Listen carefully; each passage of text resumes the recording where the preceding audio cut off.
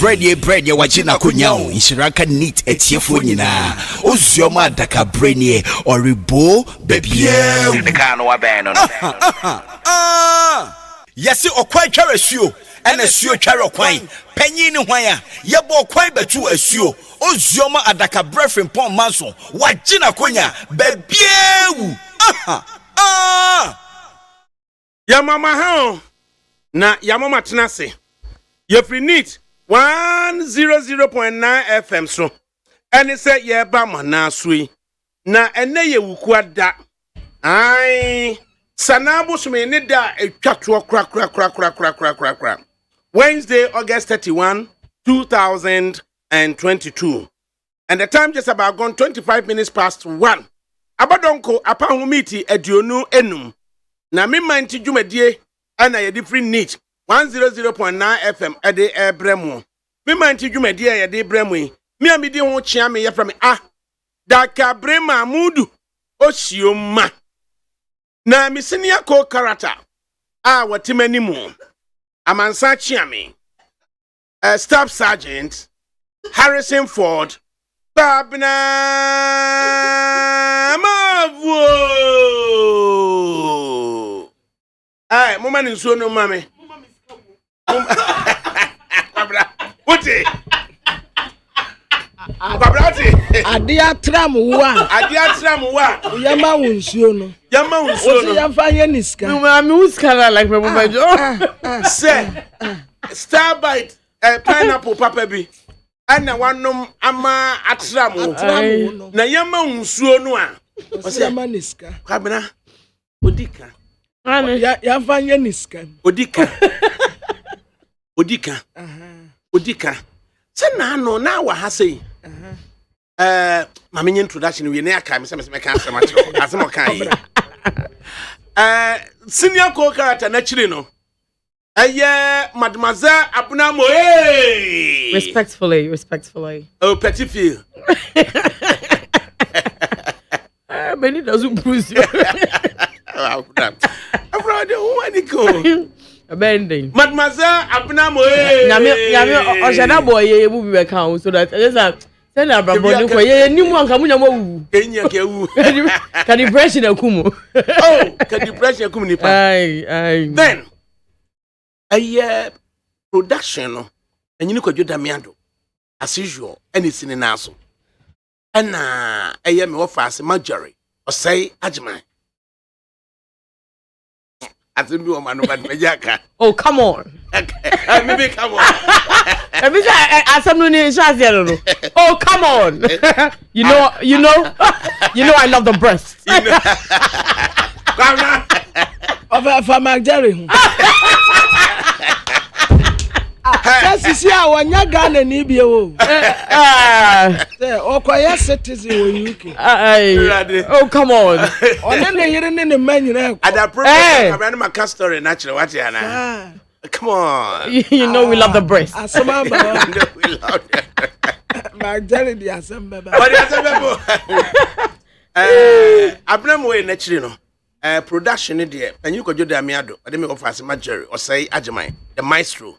Ena esi omunaso na na nakwe free nsuso ena ohwe ema emrante kwa wo service wo mu ende also akwafa ho no manyina dia besisi ase kama na fi technical production dia bra free ma bankro sadimra ne se mara michi afa to hono a chese wone me ba na ya asafo omuye bibia bom na we abena bejana ne asafo aware nie the way you used to be bay. What name? It would be obi between woman name one. A bay peg your man and I pad, yeah. I tell you the way I remember who said, your first mamma, Tiasio. Now, me offer as if one of the guests in Befia or Beppe Quam. Yeah, of a balance, dear. A balance, dear. Okay, because Nanaya only a melancholy. Enough for my day. Enough for my sangwas. Damn! Literature. Kabro wabio.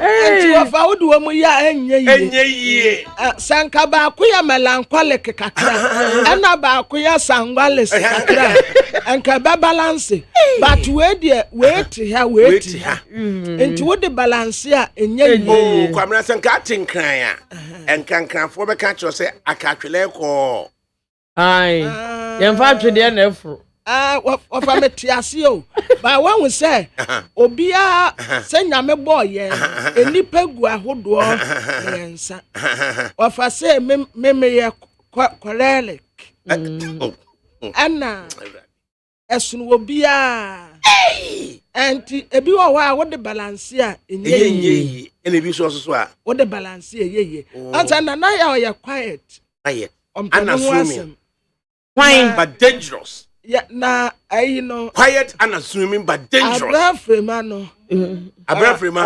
Quiet but difficult. Yes, why mama say man another adjective. And was say there ben. Bamra. Was say rigid. Frigid. Aye. What day? Na ni ade. Na de okonkoto nyina. I know ko scout to sabo nkoto. Na bon koto. Koto. Dama na sore kura no wo ko brigade. Where ye? Antina ni ade. But me was up here on 050 600 0909. Repeat 050 600 0909. Uncle 050 600 0909. No. Na dear na said dear nyono kane. And then some of the hon mu ye ni nyina akọ ye behwe newspapers no ye be di ho nkomo said dear na no ne ye di ho nkomo no. Some of them na ye interview ba ko mienu be di aka ho na afie no ya ba behwe ensemfua na da hɔ no no ne osi jusak judicial service staff association of Ghana Omoni Justice Doze Omo reacted to H.E. John Dramani Mahama and the comments relating to the integrity of the judiciary, especially the Supreme Court. So we are asking, how do we ensure the highest integrity of the administration of justice in Ghana? The Jusak we any justice was almost Nano John Dramani Mahama, former president of the Republic. What can be integrity of the judiciary, especially the Supreme Court. In the year the Ibusa say, see the highest integrity of the administration of justice in Ghana. And Ben soon yebefa. In the ye bedroom home. As the government relieves Canada more retired of his role in the Customs Division of the Ghana Revenue Authority. How does it affect revenue mobilization and the ongoing investigations of the special prosecutor? GBK way. Na adakabra GBK for omunim say omunom ye GBK. Omunim say wo na from GBK. Omunim. Ako ka chem say wo ho osre papa. Na wo asre kire say wono sika wo dwiri na wo betena. Ala ye GBK. Na wo ye dobe. Ni wani ko. Olu wasre. 2003 2004 there about. That's that time na kwasichum therefore na me wo Adom FM multimedia. Enti okoko hunu ohene yire na danso a gift yanti. Eno say ya ma akabre boamode ya na omra breakfast show so GTV. Enti na danso ada Roma ofre me no so beba. Enti sa GBK bikini you know na menini nyina na kwotena so. Onu free London aba me free London aba. Etna say ene wo hwe na setenem no hwe me de no. No so what's the papa. Wa go be bia di no se ogige mu. Wa me ya ga nya ogige. Mo nyina na mo free London. Ye nya ne bi. Na ne ka wo tie kura huntume mpepa. Oh ready. Sata no mo ote be bi ne fa peli. And na me so mete South Kingdom. Enti na cheso. Na no share me as I grow no say you funny man. As a uti na ye de do mo sire o. As na o ka na enko ba bia. Enya so enko ba bia o. Wono wo hwe de ne nsasi so. ne kotokuo te de esie na wo so ti a wo na wo bia mu aya sako na wo ti asa bobna ho ya ne serese chia de o de wo ye enti aban ne se kane kodwo damwa ne contract ewu na on renew ma no enti yehwe se kodwo damwa suso no oye adwuma no se de nani preye ene mrante ne mabawa won customs division omutimi nya revenue temaport aflawo na Accra airport no enti ene isu ni ono mo a yehwe se bibi betumi atotwuma na figures no post to ye no na fesu yehwe so se ongoing investigations special prosecutor or ye no so yenyina ye di kan se de mpa bota akire the investigations ni mo nyai sa auction ni nyina no was it mo nyai ongusu no musu kwa nkositire ye ne ye badwendwene ho ye badwendwene nya na betumi a WhatsApp ye se de di kan de number no eto dwa no na on Facebook live so no na obeko neat 100.9 FM live on Facebook na wo comments ade beba no ye beje breso so na yetimi ayeden akenkan na eno so omanma yate obia so de in a minute na ye ne ye the newspapers no so eba be de enkomo enti ni nyina ekoko wie se ma wo fidie no ena neat 100.9 FM na yehu engineering group for so maboa yen ama ene wo te ye ne no atuagbo ai worker but yakwa na najare na aboaje adasankroma nso yesademra ne se sempro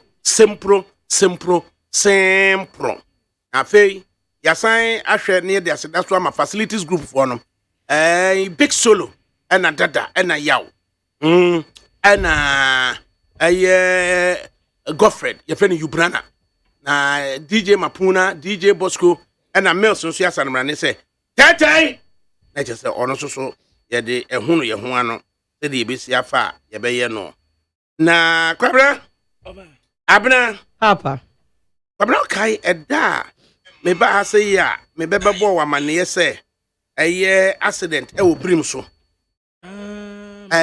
because what trailing that door na accident see ye me friend minister minister so no Japan na wadinkra acting director general acting chief executive Ghana Highway Authority wono so edema Eastern Regional Director of Ghana Highway Authority na enoma me ensa ne kan ye se bridge no so no ehu nyina afufu ama enough information science eni ho se bia se ya na se ene nsuo no so to a na akwakota bridge no so ena afen so no railings ebe guard se rail guard no ebi eni honom inti Ghana chief executive of the Ghana Highways Authority koema kododo ho etimi channel sensuo ni sanifri esoroba sanifri form oba ni nyina no ebe benya ba bia konsuo no na ememeta bridge no so na dodo ho no mo yesa informational science ne de amfa ebi ansisi ho and na amfa railing bia so anye den ama babna I'm not happy to report say and no just about 9:30 p.m. another accident already na emrante kwa makoma nan omo drive Toyota Vitz CB heading towards Accra na midi omachi miensa na tomatoes misramo empanifu a muka tomatoes ka SF no ene CF ne XF for muntie na akwasi miami na akwasi uka tomatoes ka ni bi eno anadwo de munipa de ba ko no so tomankese na yei ena tomankese ka no o overtake yen nyina ma ekodru Toyota Vitz no so ewo right on the bridge ena ebisu sanifring clan eba na truck baako ena bus baako labista nimso okumase oba na madibrifu eti wo so oba no tomato truck no ehunu se wa ben die o sanifri Accra ba no ena obusi Toyota Vitz n'anim ɛna ɔde hit Toyota Vitz no ne fender no ɛne say abranteɛ no lose control straight into the bed of the river. 62 meters. 62 meters.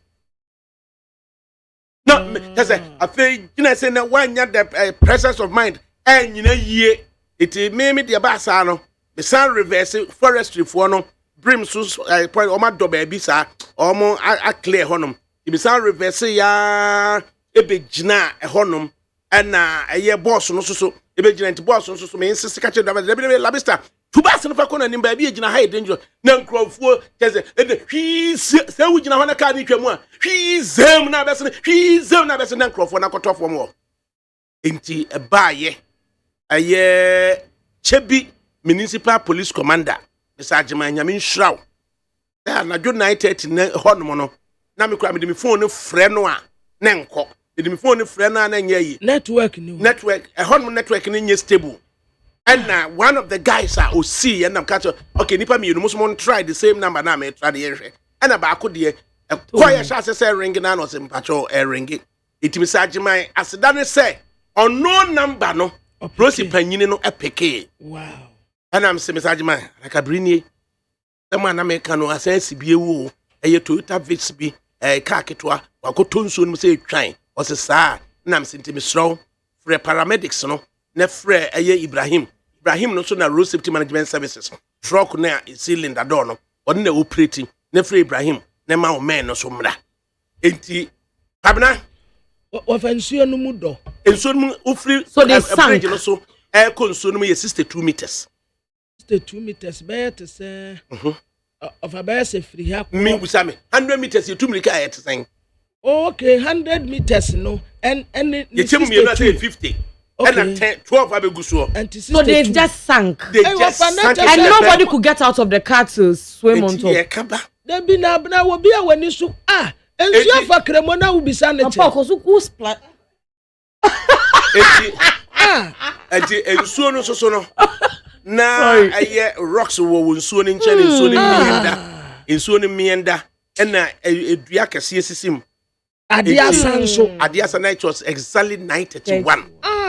Now why so I had the presence of my time I may free I am Mr. Ajima and me share time no so no it 9:31 exactly and now of what happens and now a truck no ijani shemusa shem truck na nyina enti of a truck no accident no nyina enti misra tomatoes for one number mo truck ba kuche say then I was torn between say min chase truck no ana me hwehwe support for the nkrofo no enti SF for na kwasi wo ka SF ni bi tomatoes for mpanimfo musum nyina mo ye motorist the truck na ye de abram no ai mudi tumrika mo say a man na say tomatoes no perishable enti mudi mrika de ba no anura munipa ba ko de waye no brim so eno no enti afedie of a tomatoes car no bus ana say daf akasi ni bintomu ya wo ma ye bucket kesi wetire no double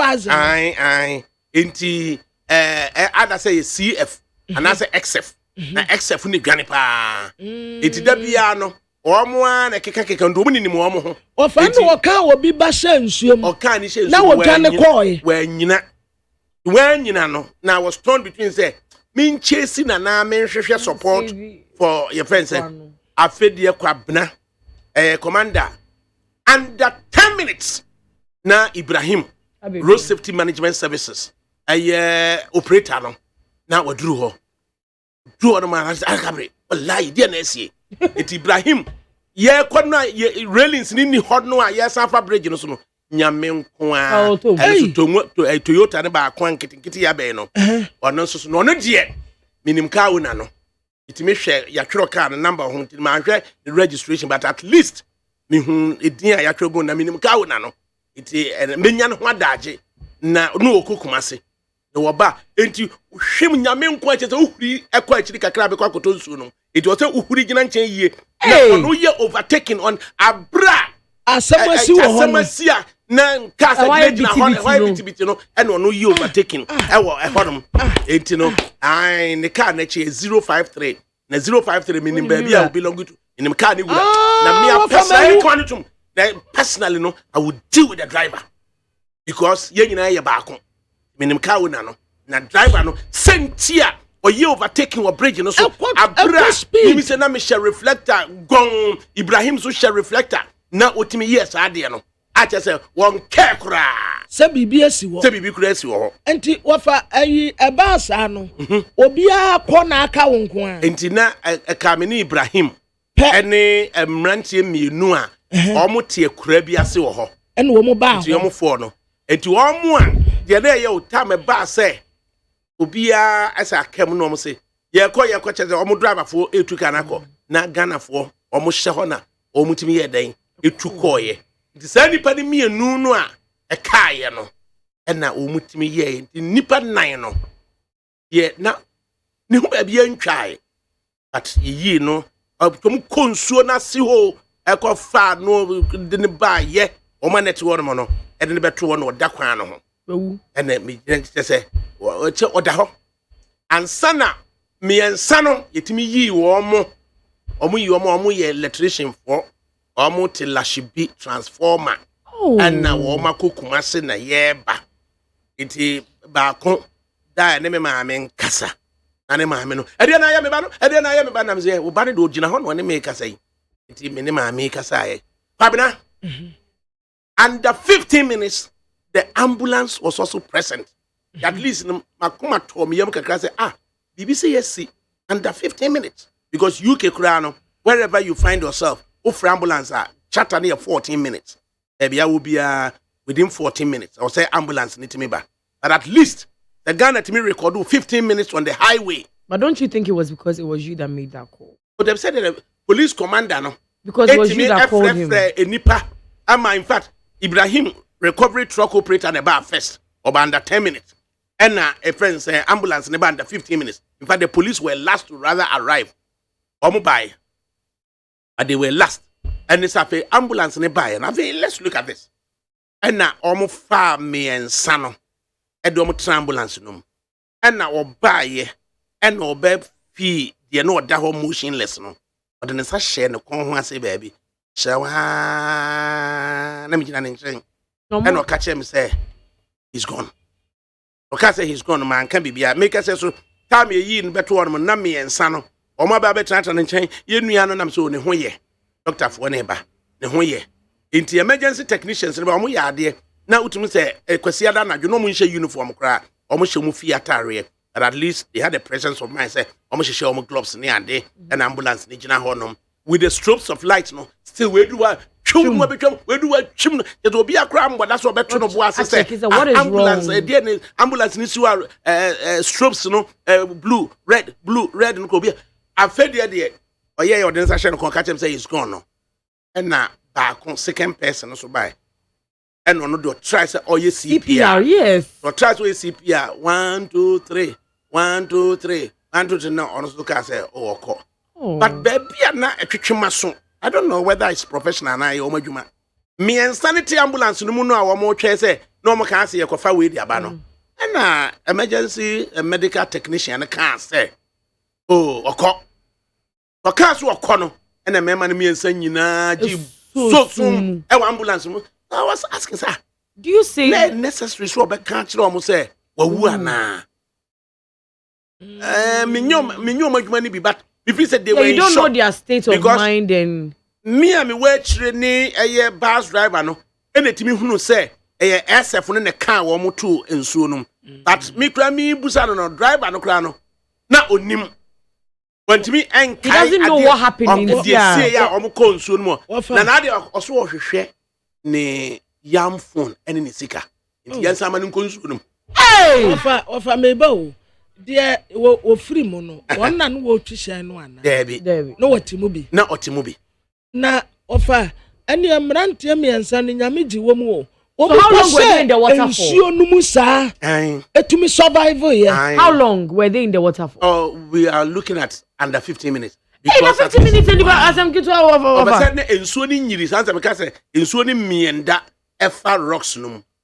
But Go we're to 62 whatever.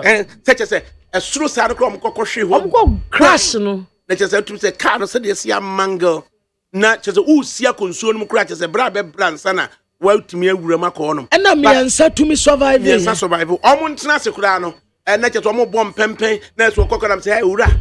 Me ka che ha ye kwan mu. Ugina ho na obi asa de ka bi asa abebo.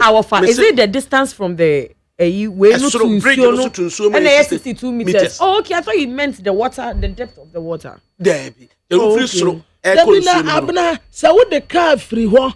Ekwa 62 kwa hwe wo tia nye yakura jatom. Wo 18 na me dwen so person te Nsuo ni mu do no. Na ye it's na how we I was akwhwe abo so mpa. Ejatumi talk am. Yes, eno dey. Etina wo mu survivor no. Weird. Yes, I am one it tells me say Ewurade ti wo mu. Ai tese na ono de wo so akopeni sika akopeni phone no. Eja disagree Ewurade ma ye dey. Ewurade ma dey na say onyonkon wuda ho. Wo say Ewurade so why ye dey. Wo na Ewurade ase. Ebi ka kan nya ne dia.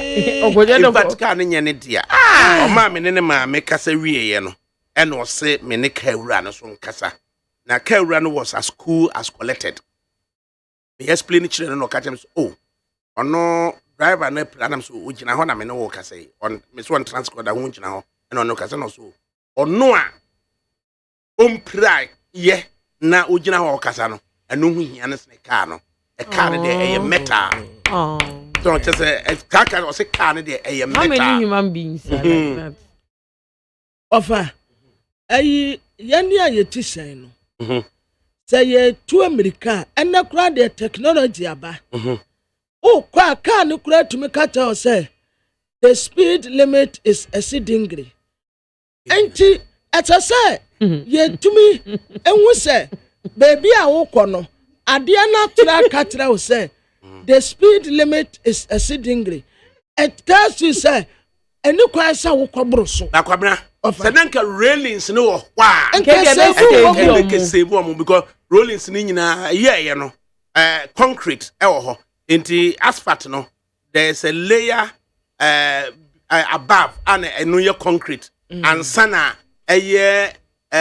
railings na abubuo no na ne nado as iron rods bi hihihim it is all sha car no hit concrete no and sana adina pampem shas yes echo strong because all sha and car no kania no etuto ano honom so who say ode the fender on the passenger side no and hit a cable no concrete no and suddenly no ne to no ma so sa and it just wadina pampem shas but can they sue anybody for this? I mean, who is in charge of that railings? It was Ghana Highway for no insurance company no as a car you insure that. Third party. Because Ghana some na okay. I don't testing. I mean, somebody should try because it's negligence. Obi adwuma na wanye. It's obi anya na adwuma na e pour somebody's life. Say ya bro, ofasa wo de what na brochire. Wonim say ya brochire enka obi betumi kura kwaje compensation na eso. Nanka. E dey anya nu ane say yempe public interest lawyer bi. Na on sue Ghana Highways Authority. Exactly. Say a willful neglect of their duties. Yes. We wo de wo me kasa akromfo ne ko wia. Akromfo kwa na ko wia. Mummy intestine. I mean it's your job say we na what lawyer ni bi. Any intestine. Because the way they are getting away with a lot of things no. Amma a contractor be ye kwan. Now Kayama we are living witness say you have complained about it before. No minister with Japan. So no. And the minister can't so be mo na matimi akwa agade no ho no ma de hia no mo ma bi agade hia no mo pe lawyer bi na yem because this is enka samina mi siwu anka mefa wo kura as witness because o kan wa ha say saa de no ye hia e wo kwan ne nten ena meka say ayi abene say abrochira enka sasem we nka busuafo na didi atubiagu omo nyaje atubiagu ya basa ye go fan me crash ye we papa kwati ni sika bum yes na ahai ahamba yanimu mrasa yanimu subire oh David don't David because o hwe se de ade ni sitie no a tese ade na ya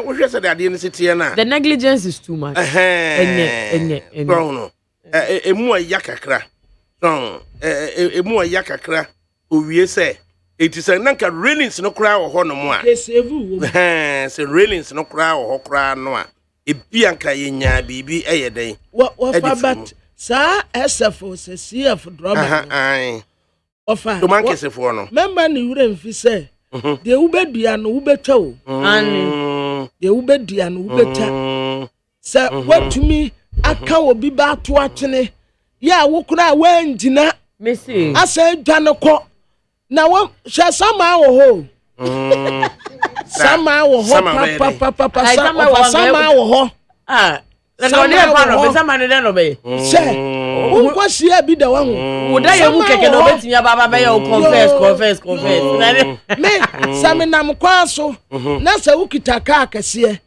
na wo ya se wo de bo me abura ya me ka kira wa ne se ho obekwa akosia wo mi ya hwehwe se himfo ne betimi aboa yen am ya su Ghana Highway Authority yes any street lights na free malam just akwaka odi normal problems bebre no odi ayansa won odi yen aha kakra say on such a day because you were date ni nyina ho on such a date accident emma enipa say any see ho previously na 40 days earlier somebody had died truck bi ni ade ma enipa ewu and it say we asando on enti see it me enumerate sad dates ni nyina ne incident see hwa enti judge bi enti me any determination of fact or negligent or not once you have your facts right ubesi highway authority ubesi minister of roads and highways ubesi attorney general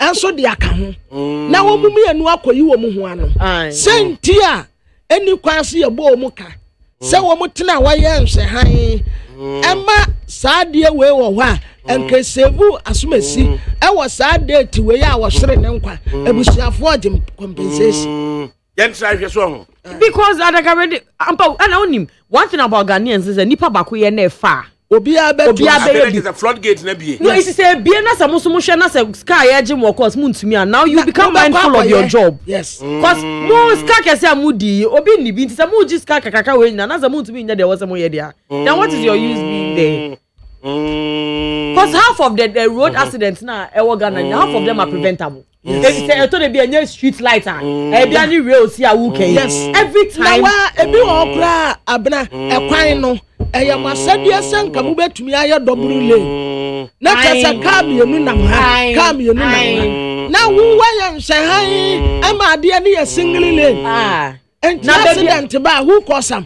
Na baby I born wu ye kra.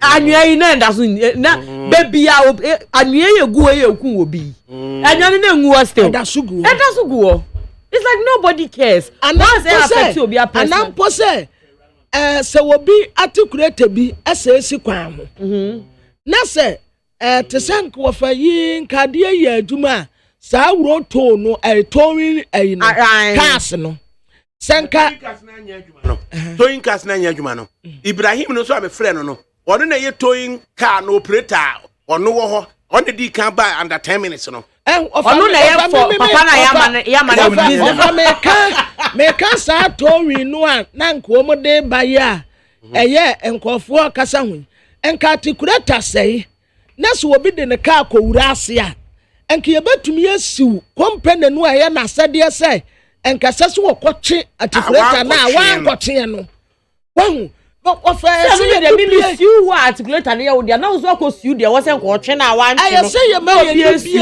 I see a man ni bie wo emra no ho wo abroche because you win adwuma na no ntina enko enema bebe wo ha omunya no yes was court na be adwuma omu be ye na Ghana ha oh Africa. Entinka will be the articulated sequence.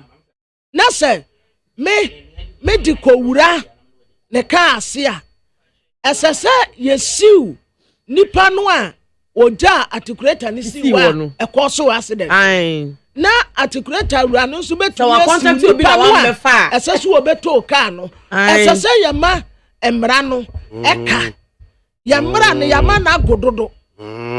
Oh, the beyond Quincy, and it makes it look like so uniska will come her, unicama for, but it shouldn't be so. I don't ask a uniska would be near Mabia as a unicama for now. And yes, can ye near Daji. See, Mumuana, ye program, a mobile kai me say, Yen pet lawyer near, who bit me initiate action. Actually, all color and in on a better said the system, city, no said the city, no said that dance and no they are reconciling the law. It will be to me advice say, Yen Sue, Yana City. Right, ma mene mewure ye fen mama ye se wa eye kwoniba adeduanan no a me ba ya mbeka se ma bi anya accident e wo brim no so no me mo na mane de asie ni entie se ye ma ne da wo hwe han na ne de nipa wu mu no ade no beka mam se wa me mo ha ye ja na ho te sen nyame ado me wo ye yo we de radio so na me ne wo ka sei it's what you say, yeah, therefore, yeah. And you think was some kianka. Okay, at that, Botoka Quenchia, I will bring so a bell in the door, no, no. But I'm making. Nay, date bear. Benham, that you are 90, but yeah, 28. But you're for a yearly 25th of the 5. And about 28 day Sunday. A year, July, not wrong. But June. July. Okay. I didn't be see ye. More accident is he saying. The accident in ye free. Linda do I ban ye drew one. Me in Swato. In Swato, a tie bridge in it.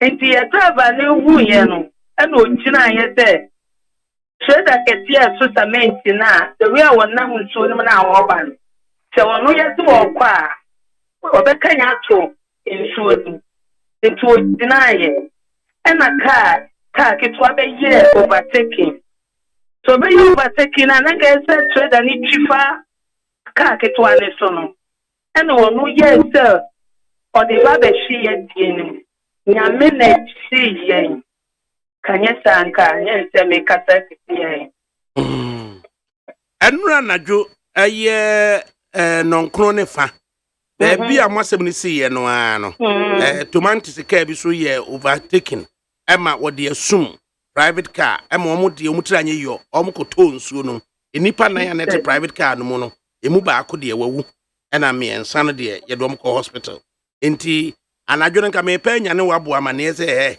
wodi nyame ma utirimu ye a wodidi ye no atama metinya tetim na ade asa intimate me amfrɛ enti yetimi ama ade na da ho saa ko wie se ye eban na ye de be bridge no ho se ya obi nkoto nsuo no no ya masa aban na ya nye ama emrante kwa nan e de ka akotomu ama ba ko awue no wo ho kasa bi ade na nka beka ye mechanic Ghana form penny for ye Shanghai toto. Yet Nasema ADC answer. Adia way because they want to report. I'm a ye the crazy and ye bang in an report to my specimen. Didn't get Ghana form penny for me more almost Timamu for by. Emma semusi ansana ya ratite yekoye bibi eya na media rewo Ghana form penifo pa atefema hu tane ewoka pepim da hu se mintimi fa kwane so misrote me fa kwane na je se won kokwa obi mu ana midi mo na enti chese enhwe han no ene ya kasi ye kwa kopa lawyer fo a ebegina mu ama oman ma ne yesu Ghana Highway Authority a ɛyɛ ade a wobɛyɛ dance ni atimi abɛgyina ɛyɛ George anim ɛwɔ court was adi adanse sɛ ɛyɛ no kwa July 28 George me kura no na me te ka sɛ mu asɛm sei sɛ yɛ wo kan ɛna si yɛ wobɛyɛ mɛyɛ pa afi ɛkɔti mam fɔwo pa mɛyɛ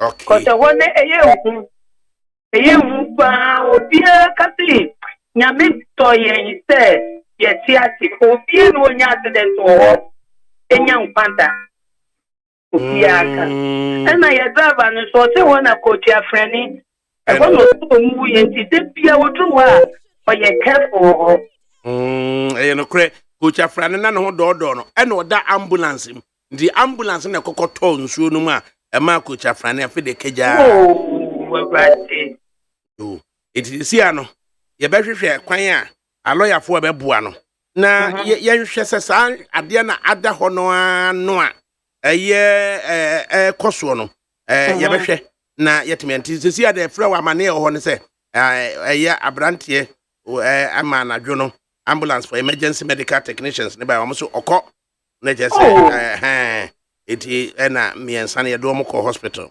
eti deɛ wɔ hɔ no enti ya na wahwɛ ho yie no wabɔ mpae na basa so a yɛn a yɛdi atrantwi a yɛkɔba no ɛde yɛdɛm a dakɔ bɛyɛ wo pa na dwonanteɛ dodo dakɔ bɛyɛ wo pa na dwonanteɛ dodo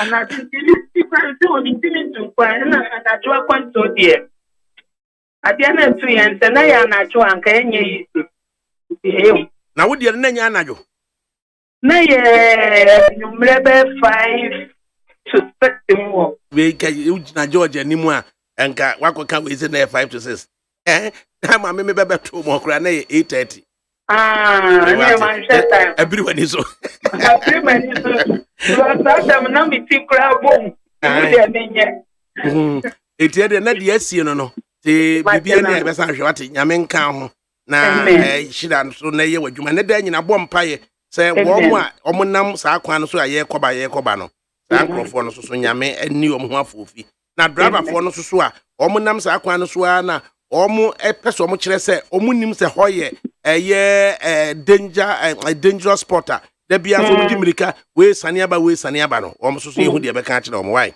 matenana yo ɛyɛ maami yɛ sɛ wa ɔwɔyɛ ɔtɔn ɛyɛ nneɛma wɔ nkran ha kwa oni ba wasa aka ɛne sɛ ɔno ne nya accident wɔ hɔ no ma watimi abo data anadwo no ɛsɛ am kokɔ pie wɔ ɔmo so a yɛn suso no ɔna yɛ kwasi ada anadwo na kwa am nkroma tikɛse ɛyɛ wo haw ne sɛn so dabi yɛ kan sɛ wogidie ne sɛn eti na gye sɛ kwa am nkroma yɛ wogidie ne sɛn na gye sɛ nyɛ 5 pm na nyɛ 6 pm kwasi ada anadwo ɔs kwa am no bɛba after Margaret ɔsɛn enti antimagi kwa ansa na kwa am aba enti wɔn sɛ adanse kɔ ɔnkai asɛmato no ɔkora no ɔnkai enti Master P or London or say so wafa when are we gonna be proactive for once? Oh my God, innocent souls. Master P no the buy it is about be proactive. And I won't say the problem with Africans. I don't want to limit it to Ghanaians, but I say the problem with Africans, they say, is like each one for himself. To say broni, ebi oni ni neighbor net, be 2 days ni onhunu, obe shena ko boni punum, obe free police. I haven't seen my neighbor. I want you guys to come and do a welfare check. Like, almost inka abroche dan kebi obi ato nso mu a kakas be 10 obi abegina aba beboa. I think yeso as nipa no, yesu bi so ka ho. Yankasa na yeah be before na yankasa yesu bi ka ho. Ebi anisa wo say imagine such an accident na obi still or you overtaking their How? I say you need door any tima and my home. And then Ghana we day pass on. Enti oba support to that that's you in there we should. You should take them for everything they've got. Next time your mouth contractor and then when you see who you are now everybody will be mindful of their job. The minister de adwuma ma we obehu de odema no de odema ne de ma contract obehu say eh so wan nya adwuma ne ya say ni say ne besi o ana ye hwe na accident bi akoso na ya fire o ne ya pani power bet na next time well I think the system is not working It's not. System ben enya Enya. Na ye pa bia to aduane adi a de baby. Ye pa bia to aduane adi. Sesa na obi beka no. I said, we are not talking about the layman walking on the streets. We are talking about impenyufo na ye mu say mumbeye mumeboaye bi afa mu say mu na mu wonim die enti na boko kampa mu kan ne makese kire mu na mu wonim die enti mu de come and lead us cause unluckily for us enye obi an akọ school edu levels o mu edu enye obi an nim de omu nim no enti if we have given you the position to lead us why are we supposed to come and still come and teach you what you are supposed to do? How ADAKABRI adwuma wo to a wo adwuma Rose Commission enti enye say bia wo and we patriotic and now we drama unua and now also acting like that there's nanka also draw us obi anya accident na also twa mu a nanka enya hu ne ndo wa betena ha say na wo say oh you are trying to talk about it nanka where will you go to and we're not supposed to come and teach you how to do your job yama we obi omu need enti we nyina so no enti acting chief executive of Ghana Highway Authority Rose Minister no man direction ade ayenye na ono so ede ma Eastern region for no ye omo so nye sa nipa no mienu no two groups no ye omo den. Everybody is responsible. Everybody must be sued offer because officer wo ama me adwuma se menya it is up to you to make sure that adwuma na wo de ma me no maye na wo nka sa abna ye adwuma we na neglect me. Leave me to do what I want to do. When I want to do it, how I want to do it. It's not fair. Especially when we're any trivial idea. It is the lives of people. This is a shame. Idea. It is always another kitwa. When you have given somebody a job to do. Now on your idea now say some of them in the man now one. Now what's someone you know mukobi? You need road engineer. Engineer. Mahama enkotwetwe enkomo ekakra na afeye nhwehwe Ghana Highway Authority acting chief executive no Lawrence Lamte na yenhwehwe head no so owo Eastern region George na yemusa na kakra. Engineer Mahama, good afternoon. Afternoon. Engineer na what to say we right. Accra Kumasi Highway. Okay. N6, I take it, and N4. Yeah. N6 long. Yeah. Okay. Stretch between Apejang Kwanta to Lindador, that 22-kilometer brand new road, Sonitra, a complete somewhere in the region of 2006, 2007. What for so? Almost 2004, 2005. 2004, 2005. Okay, now. Okay. So, 2003, 2004, 2005. And that's so natural. We are 22 kilometers now. Yes. Now, on approach to Lindador, there is a bridge on the River Brim. Almost from Brim so. One notices our bridge, that high elevation, over the River Brim or Brim so one man. Yeah, man. Okay, because Brim no sa kwa cross N6 which is from Kuvodia to Kumasi so bunsu hono. Now, sa elevation Brim so and so say ofri and crying kwa usane ofri Kumasi ba usane and na bridge no so no nsuo no to na quality on the bridge. What would you say?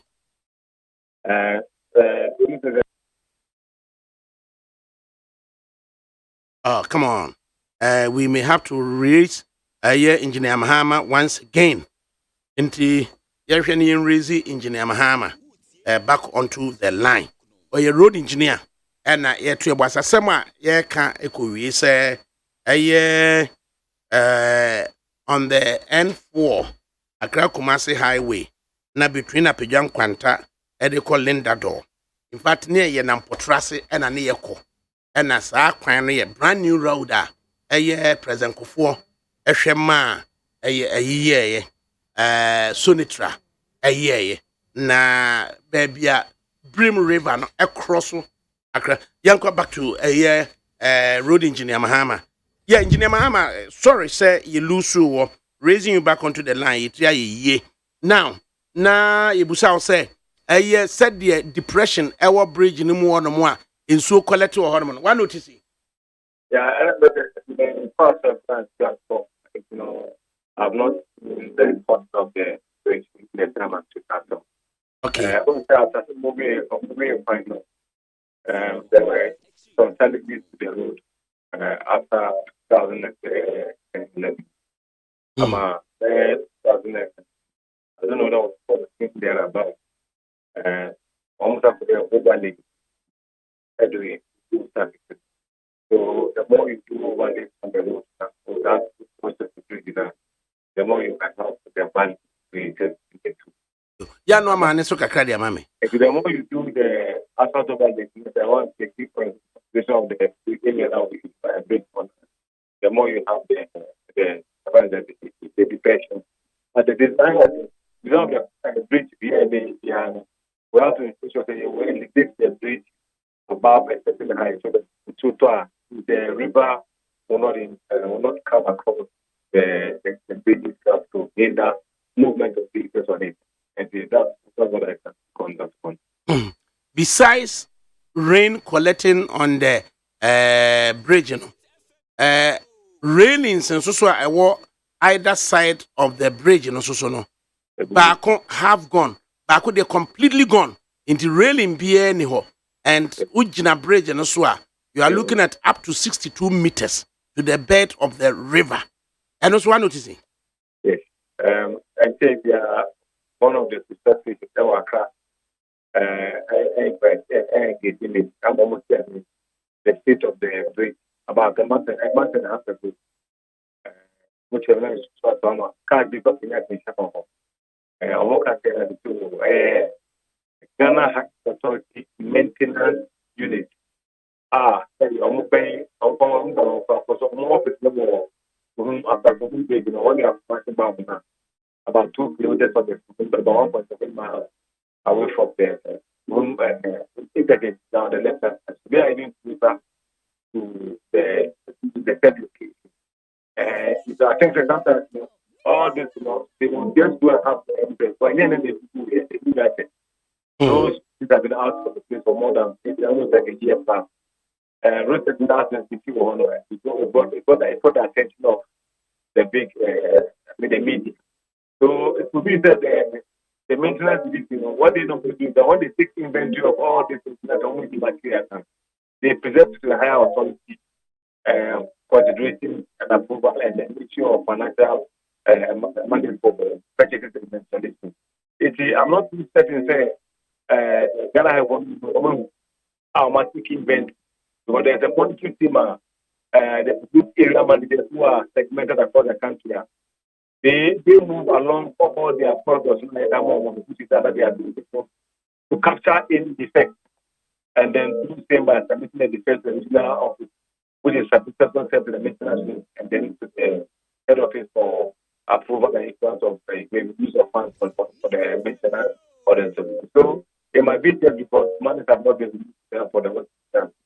That's our aspect in Ghana where we see emergencies like this and we don't take action until there are more differentiation or there are more capacities of fatality before we go with the paparazzi to handle those issues. That's one of the country.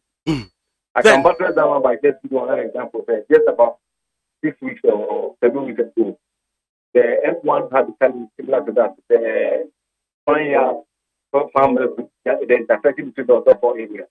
For more than 4 weeks, the traffic light had not been working because it's not a converted with that. The signal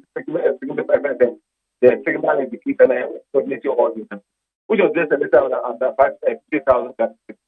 And a lot of accidents have happened there before government will be coming in. I'm not even saying whether they have a lot of things coming in there. That's the thing to find out. Thirdly, Yadika water collecting on the bridge.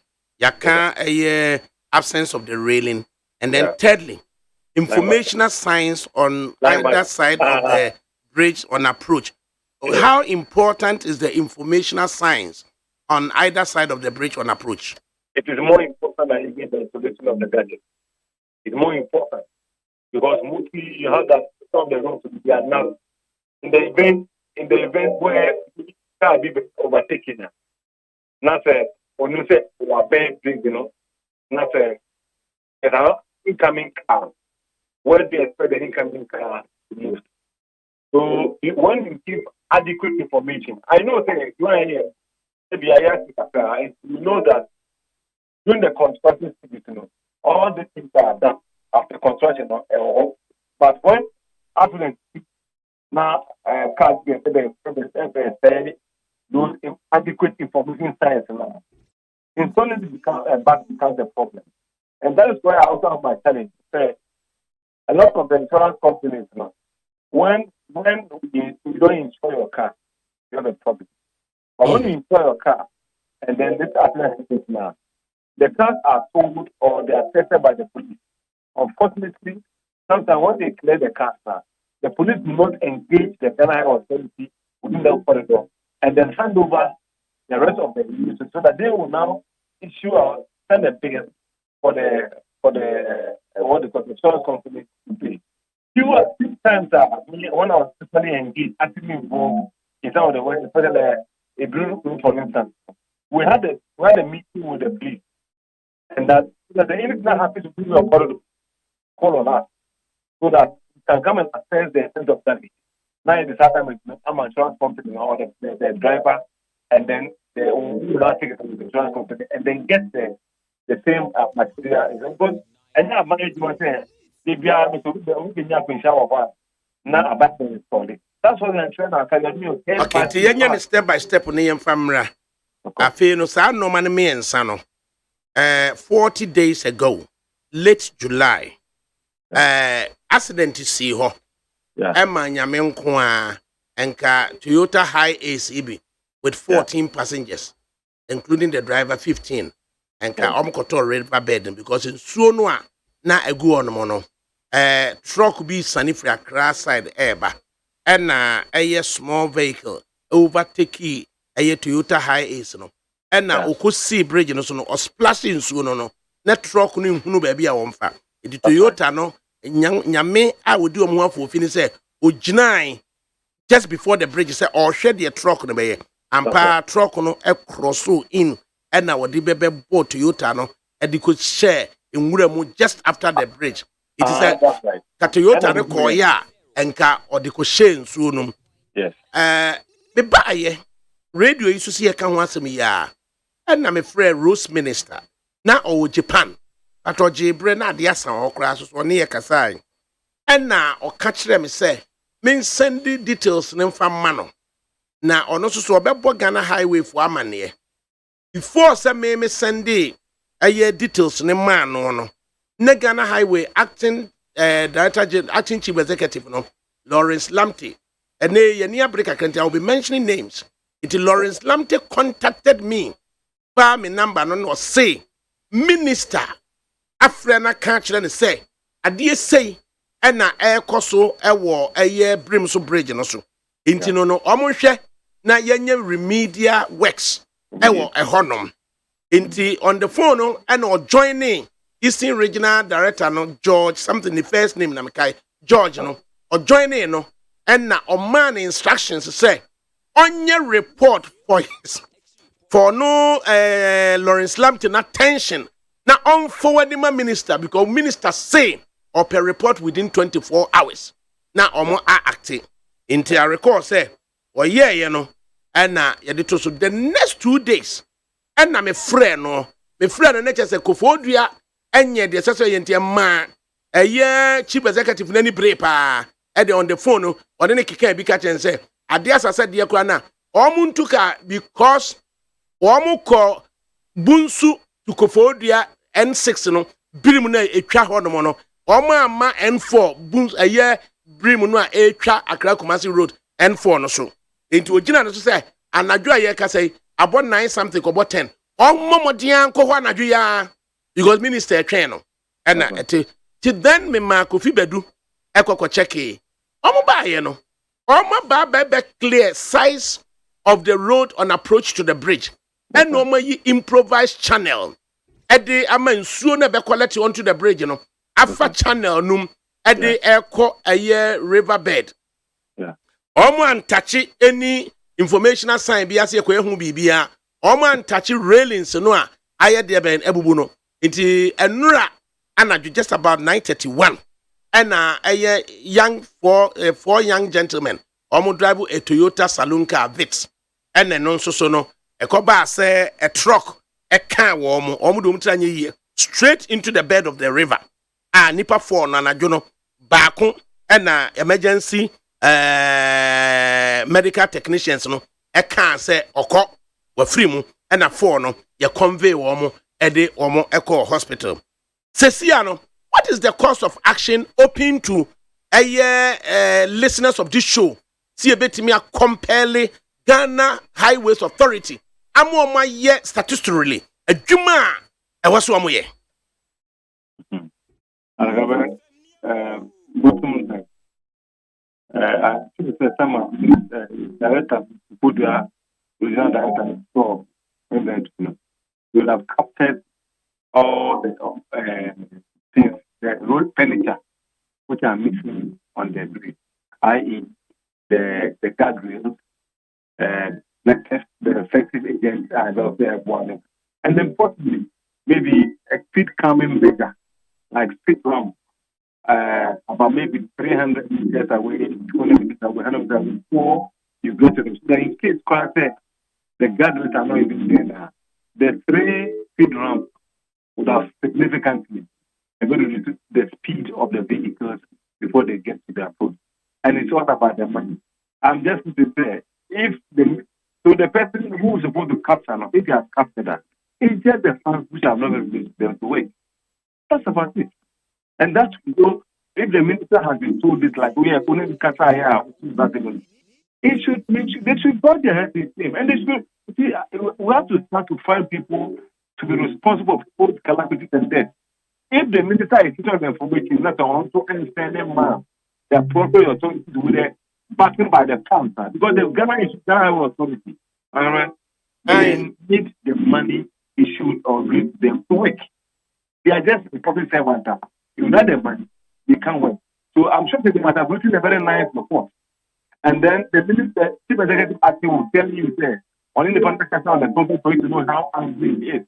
But if you make me or you are you are sitting in the man's office and there's no equipment, there's no material to work. You can only be waiting and pray and say, if you are tired, you feel like anything. That's all about it. Maintenance division has to be given ample and enough money to maintain the road.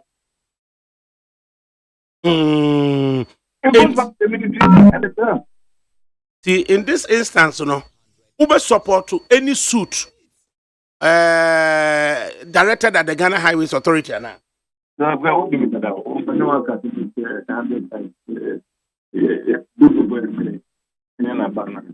just do everything that will help the people of this country to be really.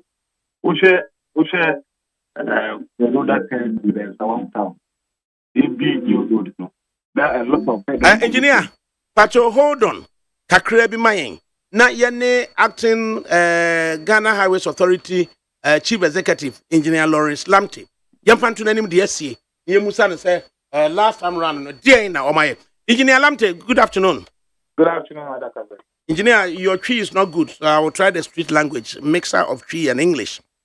Yes. 40 days ago, the Minister for Roads contacted you and requested of you to contact ADAKABRI over some kind of remedial work on the N4 Brimso Bridge, for which you joined a call with the Eastern Regional team led by one George.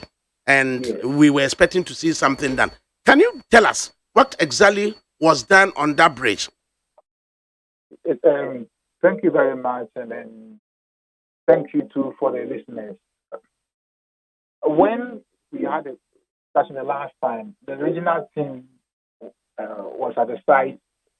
They investigated, found the problems, and then they immediately contacted 2 contractors to fix the problem. Now, what they needed to do was to put asphalt on the area that normally starts when it rains and where it collects the water. But unfortunately, there has been shortage of bitumen in the country because we don't produce bitumen in Ghana, and the bitumen comes from Cote d'Ivoire. So the contractors have not been able to place the asphalt. But I just spoke to the regional director, and they are on course to fix crash barriers on the bridge because the accident. What has happened is that most of the crash barriers on the bridge have been destroyed by vehicles. So immediately they are to install the crash barriers to prevent vehicles from falling off the bridge and prevent crashes. Last night, just about 9:31, there was a vehicle, Toyota Vitz, that fell off the bridge onto the bed of the river as a result of an accident of which one person was pronounced dead by the emergency medical technicians. How long are we to listen to these lamentations whilst human lives are lost? We are always sorry and sad when human lives are lost. No one is happy when people lose their lives. Everyone deserves life. No one is happy about that. Like I said, that is a particular place that is very important to all of us, and we are working assiduously to make sure that it will be resolved as soon as possible. Once you are able to put the asphalt in the sad area, you see, that's a problem because that place has depressed. And so when it rains, the water collects there. When the water collects, drivers don't see enough. So in their attempt to speed up, they undergo what we call aquaplaning, which means that the vehicles are not touching the road surface, but rather floating on the road surface. That leads to speeding. But the real thing is on the ground. Would listeners, would motorists be asking too much if they are to request of the Ghana Highway Authority to put informational signs 150 meters away from the bridge, 100 meters away from the bridge, 50 meters away from the bridge, warning of a dangerous spot for which they need to be careful? Would we be asking too much if we ask the Ghana Highway Authority to do that on either side of the bridge? Unfortunately, the line dropped to whilst I was speaking, so I didn't even finish. Oh, okay, so you finish, then I come in with you finish, and then we come in with the next question. So you were still on the line as to what has to be done. Yeah, I was saying that the regional team is on the ground now, so they are about to fix the crash barriers immediately so that crashes from the bridge will not take place. And very soon, the surface will be overlaid to reduce the depression and increase the height of the road surface at that area. That will stop the aquaplaning, and then that will stop the accident. Also, we have also spoken to our road safety department, and they are also aware of what is going on. They are doing a safety audit study, and they also work with the regional team to make sure that these things don't happen anymore, or reduce them as much as possible. So we were asking that would we be asking so much if we request of you to put informational signs 150 meters, 100 meters, 50 meters on either side of the bridge, informing us of dangers ahead? No, it is a requirement. So that is part of what they are going to do when they are installing the crash barriers. It's very, very important, and it's a necessary road signing to warn motorists and other road users about dangers ahead, and to even inform them that there's a bridge ahead, so they should slow down. And we are also going to put the speed limit so that people can see when they are getting close to that area. And also, can you imagine us putting something like strips or rubble strips or something of that sort? Rumble strips are important. They are also a way of calming the speed when drivers are speeding. Yes, that will also be taken to place. Remember, I said that the safety department are also studying the situation. So there will be a comprehensive solution to the problem. so that this reoccurrences will not happen anymore. It's more than 40 days when we last spoke, and I have so much confidence in you, the way you explained the situation and what they needed to do, more especially when the Eastern Regional team appear not to have gone to the right place, went to N6 instead of N4, and how you dealt with the issue. I'm particularly happy this afternoon how you are saying that a comprehensive action would be taken. But then, more than 40 days, would you have your lawyers to respond to any suit relating to the reckless, willful dereliction of duty by the Ghana Highway Authority? I wouldn't say this is dereliction of duty at all. The regional team have been on their feet on this problem all the time. And remember, the Ghana Highway Authority, what we do is to instruct and ask the contractors to get aside. I've explained that was done, but the contractor complained of not having bitumen. And there was a shortage of bitumen in Ghana for the past few weeks. That has contributed to the delay. But we are trying to resolve that. And as I explained earlier, this will be resolved very, very soon. Okay. Engineer Lawrence Lamptey. Engineer Lawrence Lamptey. Yeah.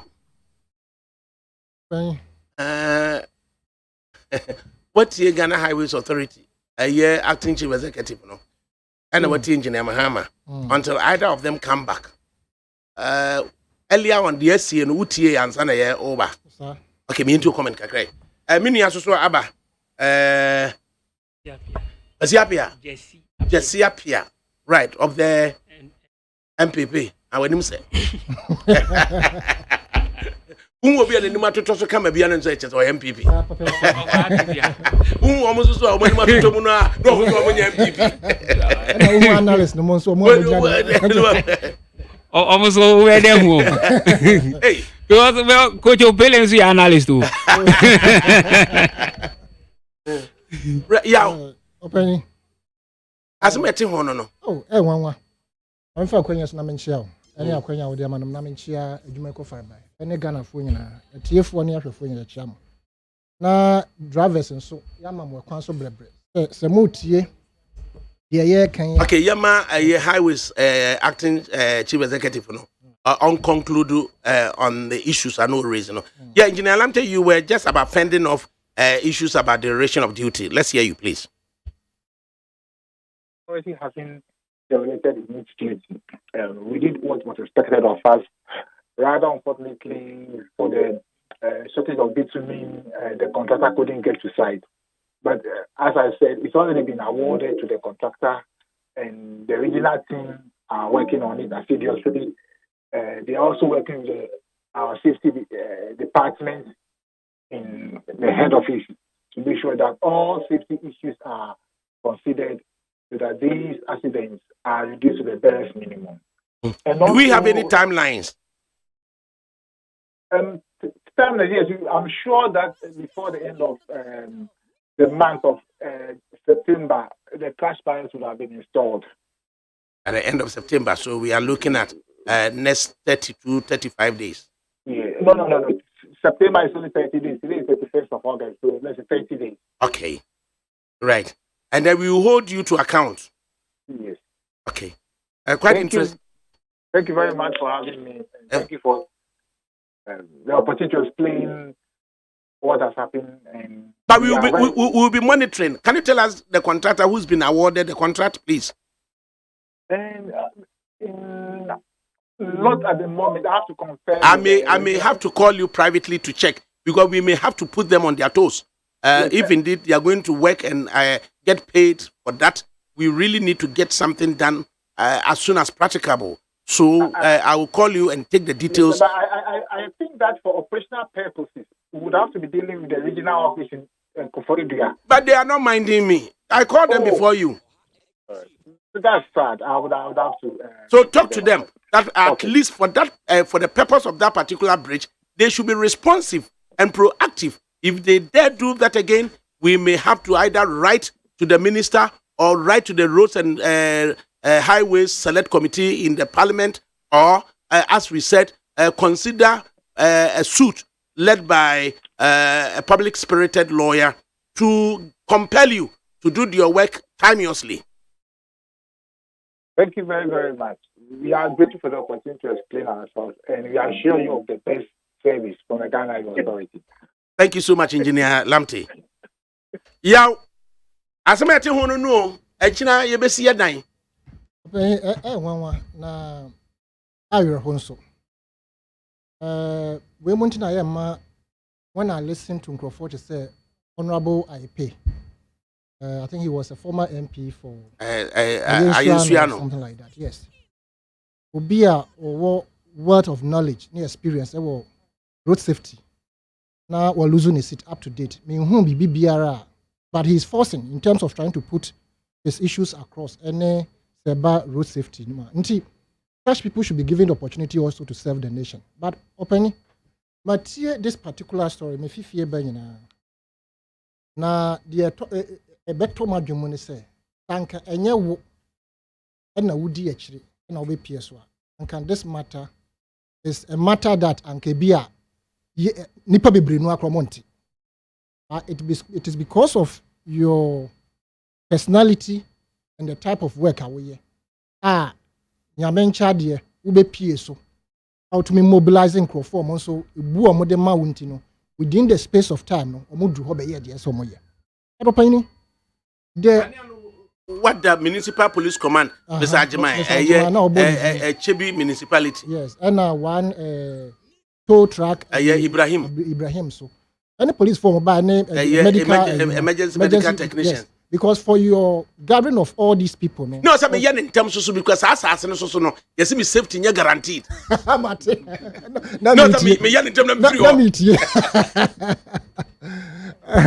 ebi ana wanye like na GBK free asuma say I decide like area but your mamini engineer Mahama so and concluding me engineer Mahama yeah that say you raise you back onto the line and say account me ba uti engineer Lawrence Lamte me senior na reaction bi ho reaction no time use na we can go back to account na wo da wo kan na is kana o so mo le pa na mo je ma the time you're listening na ni say Oscar the benchmark because the bitumen are short and not that doing any short that the war. So if you are instructing a contractor to go to site, you are supposed to mobilize the contractor. And it's a one mobilizing as it depends on the type of contract I want to sign. However, if this is an emergency, which is a vital area and I say black spot area, I was saying the sort of contractor we should go on as a no is kind of then just tell somebody who has the money to just go and do, and then maybe based on that, there's a special contract. I say, soul sourcing. These are the essence of soul sourcing.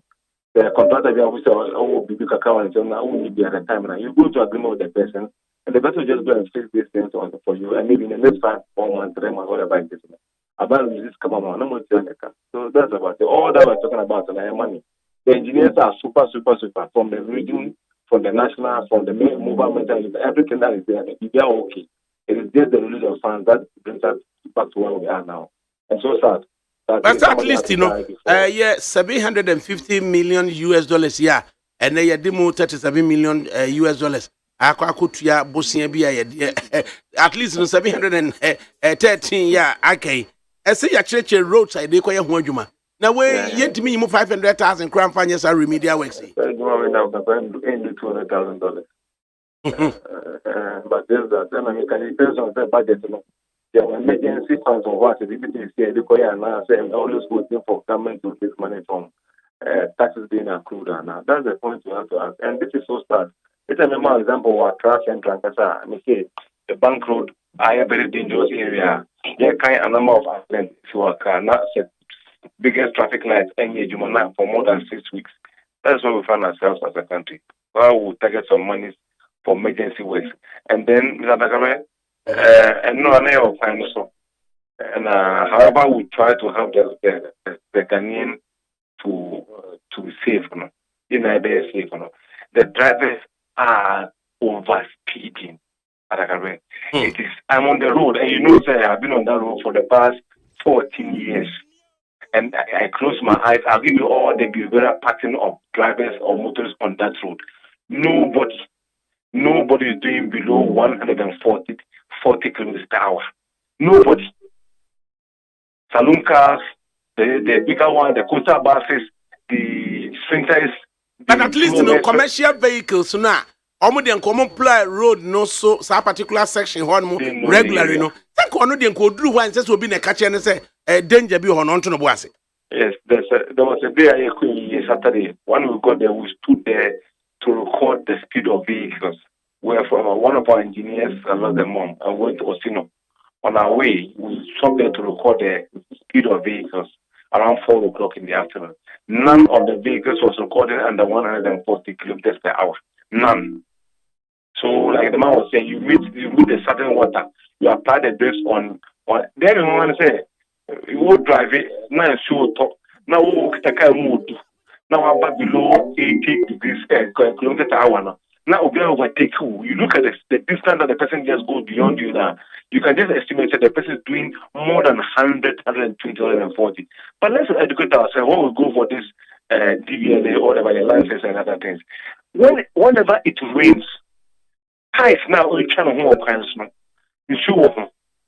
the road has water. So definitely the skid resistance has been compromised. You cannot do 80 kilometers and expect that in the event when you are suddenly approaching such a thing, you can do away with it. You definitely be at the receiving end. So it's amazing, sir. Anytime you are driving and you are there's winds, vehicles are thinking, say, oh, now kita SUV, now kita Land Cruiser and pick up no. As a woman driving, and they want to overtake you, they look at you in the car. And I think there are not people also in the car to tell the driver, say, you cannot be doing this speed. Okay, I can tell you, sir, we are doing extensive education. You are doing a lot. Yet, I think about 80 to 90% of all the vehicles on the commercial road that I'm privy to for the past 14 years and still there, more than 80% are not doing anything less than 120, 140 kilometers per hour. How can you be doing that and put yourself in that danger? The engineer, you be contact you privately, so now you say you bit me amount to a kind of surveillance and then putting Ghana highways on their toes. Now, minister, so no, Sisika any one more, Minami Wafa, no, say me quarry narrate, no person who can so dia, and then Timaka Peno. Now, select committee on roads, so perhaps we should get them to be talking. Pami Agboja governs, Omunino, because these are avoidable deaths we could avoid. But at least, almost more up to September 30. Are we to take them serious? The guardrails could be finished in the maximum 1 week. Maximum 2 weeks. The guardrails, as far as Matthias here, for the overlay, but the guardrails, installation of the guardrails on the bridge should not take us more than 10 days to finish. Nah, rubber strips and so. Yeah, that will come with a bitumen. Because if you want to use the bitumen, I expect the committee to use the speed table. When the work, the overfast now say work is about average about 5 meters.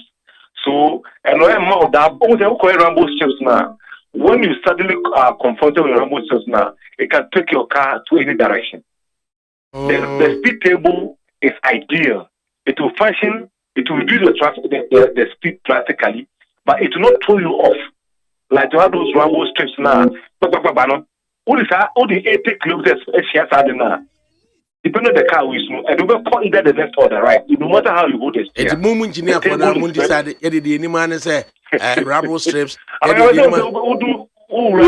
Samama. One time you be a bypass. There were records of accident almost every time. So you need to for now, audit, safety audit. I provide the main judges in Samama. All the 3 connectors have 2 number speed tables. So the accidents were eliminated completely. Okay, for the past 3 years, there has not been any knockdown or any head of collision or scientific experiment on that stretch. In 2 seconds, no. Share the difference between a cattle grid, rubble strips, and the speed table. And then because the who can say, oh my, but I say, because the pillar pole, because the witcher, electricity pole half on them. Like which one you have a semicircle. What does it? Half of a circle. And no one get there 4. It will fast, but they are laid maybe at 50-meter interval, at 50 cm interval. So half of a cylinder. And then there's a rumble strips, no. But the table, no, over full speed as a weird speed, no. But it's like one full sort of car. You drive about just 2 seconds, then you descend down again. I say more than 5-10 meters long. And what for car, no assassin. What for no assassin. And no, it doesn't throw your vehicle off. And a typical example is what you see on the Sound bypass junction. So, and from Bujumura to Kaswa, and Kaswa Bujumura, who say it was it's reduced traffic speed, all right, but it doesn't throw you away. But you ask us as a young Ghana, your priorities to cry here for the free. Put that coconut, the cocoa food. Minimum Pawabe rest stop honum at for rest stop, if I'm right. Now, just a rubble strips, no, in sections of 5 areas 1, 2, 3, 4, 5. Nina so no, 1, 2, 3, 4, 5, 85 by 5. Until you go over 25 rubbles, strips. Now, just teachers, you be Gina, I could do the one hunty, and yet me I spend the taxpayers' money. And the IS idea. I don't know what I'll give that decision. Yeah, very sure. Na what me abuayen na yemfa was a consultant. Na ye Ghana highways ni nyonyonyo. Na select committee on roads and highways yenkope sikanim free o na minister so emfa ne de ento aso. Ye de wase say as a public spirited engineer ye frew awiemu agise bia wo kwa akoye dwuma pe. Ana oni yenkasa. Yeah, that was it. Right. Yeah. The last question I will be so opinion our customers here tells you say nipa was a rest stop no probably has connection in power. Otherwise, for a restaurant to be cited say a kwano now you acquire that type of strips and definitely highways. At a point to come police checkpoint to be see or Rosie for Fricophobia, Abra, a hospital in force and some and Coco division. As the process for Fricophobia, Ebegina forcing you to stop. Not just walk or 20 and this is where the priorities come in. Because opening Africa is the least motorized continent. I said your more kind of crowd. Just a casa active we it's just about 2%. That's also road related accident and death. Africa is on top. Uba Africa, let's just say, the reporter Eba, about 26.6% of people die out of 100,000 people in any accident within a year. Oko Southeast Asia, Omono with about 20.7% about road accident or more. But yeah, Ghana, who can, according to your friends, U.S. Center for Disease Control, or more kuno, just a Ghana hano, no me kunipano road accident etosu do. Into your penny, a negligence and lack of commitment say ye did be expandi ya kwanmo. More than for be sabi yokubolo bino circle ha. And we are 1990 Sahara Desert. You should in the Musa best 14 years. And we could do Israel. Anytime on me kasano. Na ebia what Uber moi or Kobe, you of Jerusalem, Tel Aviv. And he's been showing me the road network. Ebia 6, 8, 12 on one side and the other side. There is no way I better report to anything like collision. And now the old narrative you say will be the car copying will be a manako to it won't happen.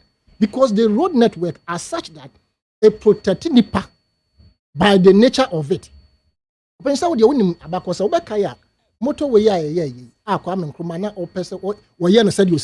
Indeed, engineer no there was serious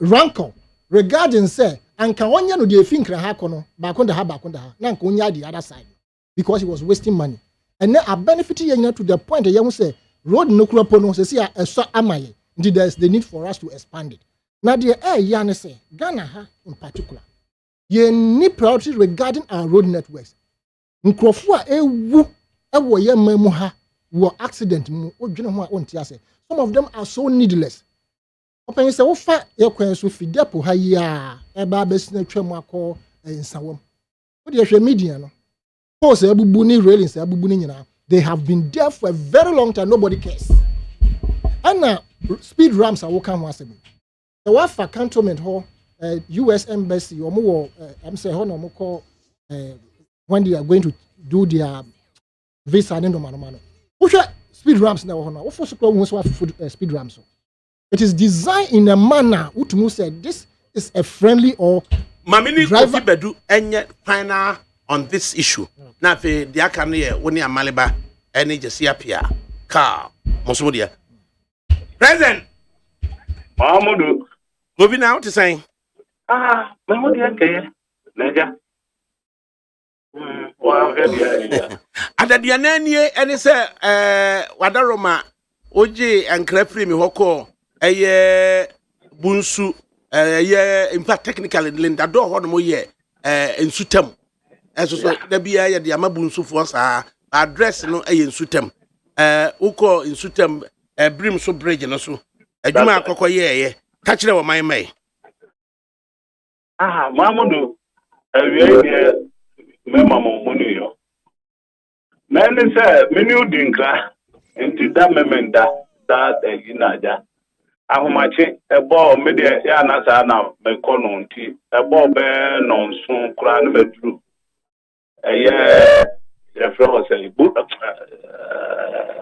refro be group enti me ya ne se me ba mumu na ma heda me ba na mbejina ho na region so na Mahamudu ade ayehuye se me see ye no me akra na fe wo hwe se ka bia che se dite ka etwamu nipa bia na mo bibia na me che se protection ye wo bridge so ba ko crazy ho na no kure ni se empanimfo gitum so mba ye ho adwuma no na de omo atimi aye ne se ye de create the be minim se bulldozer whatever and the akofa ho men the abebi na sisuo na no omo dwi ni nyina ma kese sisuo no free esoro a itimi ebesene ekugu asutenum bremu no straight na Mahamudu mba twemu adena ka the papa mo am say ka o se mu obia ko hwebi yesi form na ni pashe Mahamudu mba twemu ane ka twemu na minim se ade no sa na tie ehu yie se wonam wo de kan ju hu na so nam fom pa na uhwe baabi a ensuo no fom ehye pa na uhwe se de ho burumu pa de nam so sa na bibi kakra bi na uka free road no so aje won kan nipa ho na ye nyina de ayeye se bi protect so obi nkotom ni amfa nya asem ni agya na sa na awere huyi enti metwitwa ehun fonini nem say ye na ye koba ni adenti ye ntimi hia akura na ya hwe enti di ade ne tia ne say efiri ho makofa ho baako na menim sese baabi a anamo ampanimfo tu ho na sese ya o ma bomen kai ye say de basu na obi fa metina ne ka mu ko tema motorway na branch ka ho asem so na menam na me bedru ya mafa ka che so de afre me Mahamudu ho de na me pa chaw tiawa motorway no se de na branch ka de tie ne say artificial traffic ani aye kriti Mahamudu me betu motorway in early 80s no na ma yenyi we mfiri ho de asie no na fe no eno akire no ne ya ma quick comment on the motorway de ya ne say highways for adwuma omokoye no yentimi mfa crash barriers no entimi nsi ho anase railings no entimi nsi ho ya nura anadwo be no nkro ne fa to man keseka bi esum private car Toyota VCB di atunsuo no ama nipa na ya net mo no ba ko de emergency medical technicians no so wawu amunum hɔ a ɛna miɛnsa no yɛtumi recover wɔ mo a anadwo no ambulance ne by but good side of it ne say under 10 minutes a road safety management services for one rep Ibrahim on a operator no timi ba hɔ and then under 15 minutes ambulance services also ebaya emergency medical technicians no eso be yo madwuma ansa na akire police for so eden eba ya no na de akwa kobusa highways for chief executive was you na bitimem ashoto e wo Ghana ha na crash barriers nti ye mo ye de ade na ma contract ntumi nye nti ye mo busome na afido mbekwa akoye adwuma no Mabudu mi so what's bitumen na ashoto na crash barriers was it bitumen na ashoto ye di fi la Côte d'Ivoire enti enche bi beba na crash barriers ndi bi o I know the idea was here ye man kwan na ye bekwa na Mabudu said ye wo beka asemu yi senka ye tuwa na monsi minim de se bia contractor na no nko anso na adwuma ye enti na yankwa na wa said ye wo kan nsuo na meka no me enemy program na meka se enti na bia baabi a be free ne baabi a be wi said ye wo sika no wo kodru Mabudu wonam ho nipa wo se pedita working bia ni o David bibia do enti wo nipa wonam ho no Mabudu tete hu woni protection bia naka o bananya yi na said ye obeka no yi na said the minister I respond to yes obemo motu anamo na Mabudu sanka nipa dwene enipa ho wo Ghana ha adenti na o se kasadi we ye kasia ya highway was over the car just ya mpanim fo da bia ne ade na make us on say opa akohwe ye start sisi do ye kwakoka ka ho enipa say na isi reji ewu ye and I say ene ko be de aka ho ade na so ke betima prevent a preventable something aka very easy see ade crash barriers this see wa kadia be ema ana be ka say ade no ya na ko ba na sa wo hwa enipa ewu no so bite ne Land Cruiser imu a ebia ema sa because what you want to pam here free road no so no ba ye ma kwai na nyeta ka me say wo bia pa Mabudu wo dia me say pa ye fa highway mpanimfo no wo wan si fa fom ni say highway boss wo betimi afa bridge no so cross wa the other side so betimi a wo dia ye fa di pa ko gira ho Mabudu agu me si me gane mi dimirika de wo say truck go back wa bra enframano ko betimi sumu watamna no what the protesting na dia wo this a dipa wu asa ne edimirika gidigidi ya ne sika do bi wo ba bia ye beyi na nipa wu idi a ya bi enipa no so this a titru wo te sa me na fa so ni so a wo wura na enipa ba na wu wo no akwafa ho asem na wo ka eno ane se ya be kai aka afi we burenya enuru ba bia enipa se na wu ni akeka sa na dia chi na dia sa eya sebeba de sa ba to be ne dey o maya ye timu no eno na me say media ya na aka e pasa ya demonstration ya sorry atie nipa bia sa de ma we ana what ye nyina ye di akire ni ye jai say politics na e ba di akoye chewe ye bre to tie gas egu bi so we no na wo ye ni die cause ye timi wa ho bai because wo ba wonam so wo anwu awunu abewu awira ho o Mabudu so hu sa ne men say ekwaya ya bibia nka no ne e de aso atakoto so na wo fi anim wo de gata kwa ye meya bi na wo ankoto fere megu so a e ho de ase enye ne aba say property rate yenya o be dey no ya property rate kofi mi fancy asenti ye twa na mo say ye ko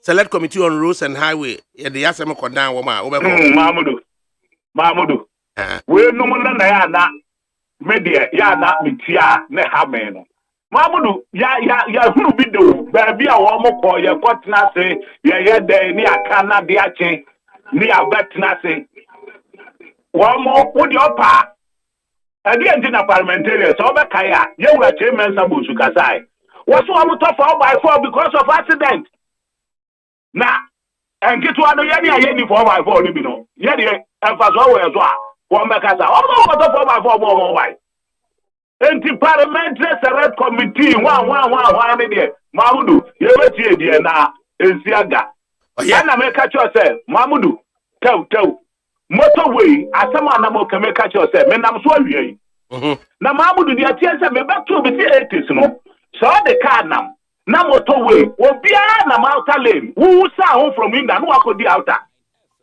ana abase car door so Mahmudu articulators ani aboso kan ma choi ni adeka bia so niam no enne wo mo na nam eye inner lane no ana wo mo akanti create traffic unnecessary na quite nasty yentimi because anybody try driving no one akura want driving as won nim ba bia or a big truck over any baby or learner rush hours no aso obi you know the name traffic no block traffic and when one near us here you avoid unnecessary death na ya sorry na ya control road safety ni abeka ni pa wuo ni ade enti agaka anya before na ye Mahmudu ya bishop nyame nshira so so fi bedo right bet me I was up on 0506000909 0506000909 Kingsley Amaliba Kingsley and as a Haruna Kingsley Amaliba of the NDC Ewaha Jesse Apia a car of the MPP Ewaha say one a media coordinator for the MPP in the Greater Accra so Hana Yawa Sanitano is a political analyst and the voice of reason on the show. Yaw conclude enough Amaliba ni Jesse conclude na me can say widening of the roads. It baffles me, say, in fear bears a dunsiani, our man penko ne nyanse me shas yes or per se will dualize Accra to Kumasi. I've been seen about over 16 years, yen 2 years. Open I can tell you, without missing words, baby, I yet to me dualize it from a high ecosi, is it a pega or whatever it is now. Would you me and see a recording any major accident? Collision, there's out. I mean, is out for now in that particular this obi cottage on that particular this will be the accompanying the baby and I say overspeed in the tire beer pie that be see. This is what we need. And actually World Bank ebe catch say Ghana you lose I'm say 8.2% of our GDP as a result of road crashes. Inti edi enya inti anka your best stress ben bia obeba no o make sure say ya kwan dualization should be the topmost priority. Na ye make sure say nkrofo benya nkwa a nam kwan so ekoba wo ba ye ba koto aba election you are winning na nkrofo mo koto aba ma wo no the next election no e bi am say 500,000 and I say 100,000 out of it ukoya na say wo buy the human resource and human capacity are being lost to accident unnecessarily nti yama ya ninko na highway me can say we have stretch no air quarter self ankwa really is nyina abubu but nobody cares. See how we are. You will get so many things. Compel them to do what is right for this nation. Otherwise, accidents in the opening. You person there be a barber trans now. You can accidental. Sanka minister be neba eka sam mranti afu ena ni minister ne ba na afimwa. Anka nye opompo na obefre. Anka by now omo aframa omo gina ho dendende yes adwuma no. But you be ba. The person who say ye hiasem because the Rose minister okono kruma ho no nam. So me for Eastern Corridor Road so how many MPs and free ho in fact if I'm not mistaken Openi Ajao former so that area no free ave no yes but when am omo kwan no so Eastern Corridor Road would dress kuma obey left left but that road Ajao so there ono na maflawo kwan so ase akachi abo okay akachi abo those stretches open me cojones enya the same applies to the Eastern Corridor Road. Ye be see am say yenya obi a wo ye MP free ho a ba abam and as obi and depending dana. We just neglect our roads na nkrofu we don't care because omukro Land Cruiser ye na ye Land Cruiser simbi. Until we should give priority to our roads, a best save lives a lot. Okay. Amaliba ye mo atena se. Ya mo fa mejoso. Jesse apia car wo so ye mo atena se. Ofa mejoso.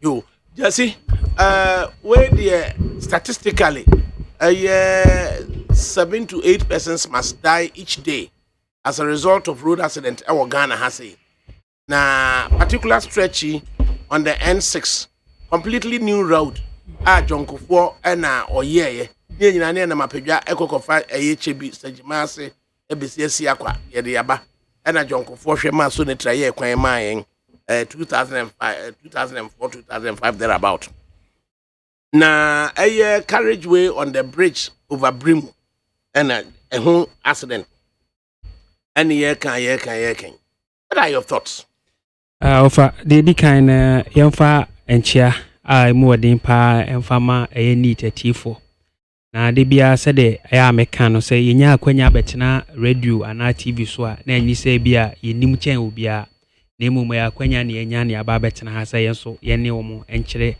ya adwene enti ofa asem a waka no de me pese me ka fa ho no edoso kakra but ma bubu mu kakra enti ensam mienu ho no mama nsam a wo kan ma te ase ofa na we so asem hia enti na de di kan no se de adwuma mo ye no eya na manage ho because de di kan se you hold your institutions to work eno na ye number 1 because obi o ho a ya fa engineer ya fa no we eno ane say wodi title na to no ho so not office adwuma na onye de hia no ane say bosome no akwaji na katua enti institutions no wo ho ba ebi wo ho a exist by name but e ba na adwuma pa ese so mo ya unhu adwuma no enti bu se de ye mugu so a mo crusade no na afi omo enso ani ebo mo adwuma ho de tosu mienu obi wo ho do mo a ye de adwuma ne ba paperwork no assign se obekọ akwa se adwuma na ye no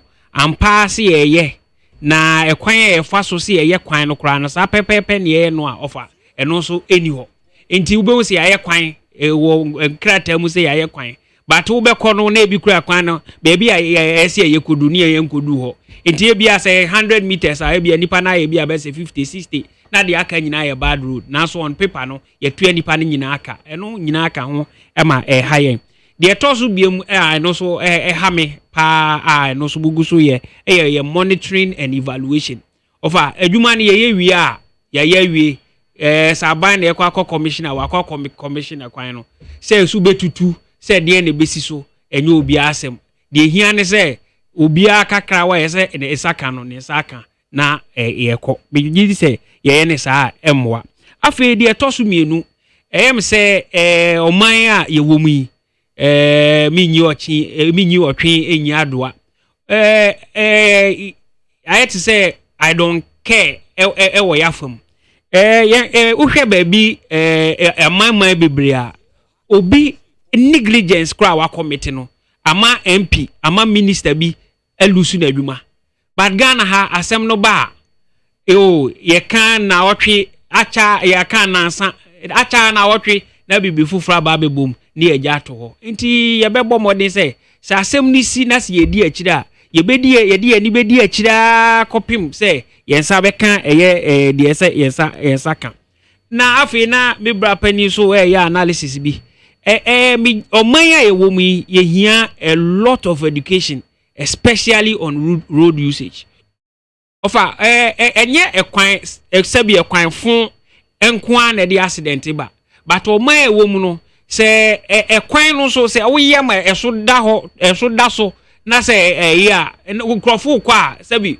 o se me de me kwotene mi nam emika ehu hia na etu hwe N1 road ya wo hwe accident sisi so a edu ba bi na ya start se ya fe de yen san so meye food bridges wo so se de be ya nkrofo ebetimi atwam wo hwe adenta ha de so afa ayekoye food bridge so kwan edam na mu ma say road usage no the kind of education esese yenya no aya na education no emma omo a twaka akwan mu ene omo a omo so use kwan na drivers ne ade no ha adwin bebre nti na emra ye ka no na de ye ka akosi ni say ye momodin na ye ma education no enkoso na ye monitoring and evaluation no because said the wo kan say bridge mi nko hu ide na mum say ba ne say roads and highways ana body a responsible for sa de no senka omo ade a omo adidi akira nko be hu say da bi ade ba bi adu no esese yetimi etum na ye esiesie ye ansana ka atimi afa so etomre bi ya nam a yes road worthy now car near babacho but a tomre be a coin be so high a car unworthy a car unworthy but I know they check it was a coin be wouldn't so say enti me taxes near dear me metwe enti kwan as I say me de me car faso ni nso ofa obey ni den enti mra ye hwe road worthy no near hwe how worthy our roads can also be. And another thing, so I say, I can't was policing. Who say, whether me yes, me can't tell be, but can't be a honor and I'm car quite so. Now, Ubusan will say, na car way a banny saying it me ya roadworthy. And I'm quite so of an hour in see. Okay, I said, I can see or doko tadi or willow broke me, Sakano. So Zaka's no so boon sir 45 degrees sir. You so chimney at 360 degrees.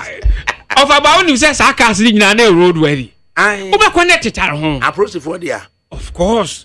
Etino Emra ye to a moment or craft no ye to momone so for say a supervision no a MTTD for no yes or more quack jina kwaso akwa sebio enam say obi be ma capra na simpointi ne mo hwe so mben force law no to the latter ye ne sa ebe boy enano a yewura kusi boafo e call Rwanda by obeye revelations bebre so call Rwanda no say ansa na ubetimi atu car kra de afa car kwam no road worthy insurance any driver's license they are linking nyina to a card. There's all the check card, the check card, and Sakra wait me at 250. Say, Bakukura Wua, Cano, Untimi, FMP. Inti, I think, says about time ye beche, Nasa, near my bit me a dia bois, Emra ye safeguarded a Nipanoni, safeguarded properties and so. Said the Baya or Mino, a bit me, a cosu etumpo. Inti, of our castle, yenka, or more ye Juma as highway supervisors, no, Obi or a consultant or baby. And was I ya by Juma into a band in any better office no who say who's waba no or any private work. Ain't the Abeco so the uncle so the yan say the paper no crown kind and one say no assign or some fanco. Ain't your mom say monitoring a supervision any maintenance culture no a bebo more say bigina brand ye any sadia a bebo my Ghana the bebo yina asempa ana Jesse Apia what they abey Inti Jasiapia Sosono, communications team of the MPP, especially coordination with Greater Accra has on also is na battery. Na ye move on no gusuti enit 100.9 FM. Na ye move on there. Na the almighty Haruna Kingsley Amaliba of the NDC. Amaliba. Over. And come on, idea no TB there. For me cheaper. You idea na compelling civil servants, public servants, to undertake their mandate. What you know what I'm saying? For me that's it. My main chair na main chair ya T4. Main chair minu anuma mishamu ha anitano and me friend chair kasi so my party pinning for ina. Main chair la Sheriff Adona. My neck member Emma NDC currently. I mean kai Chairman Michael, incoming Greater Garage now, Chairman. The uniform.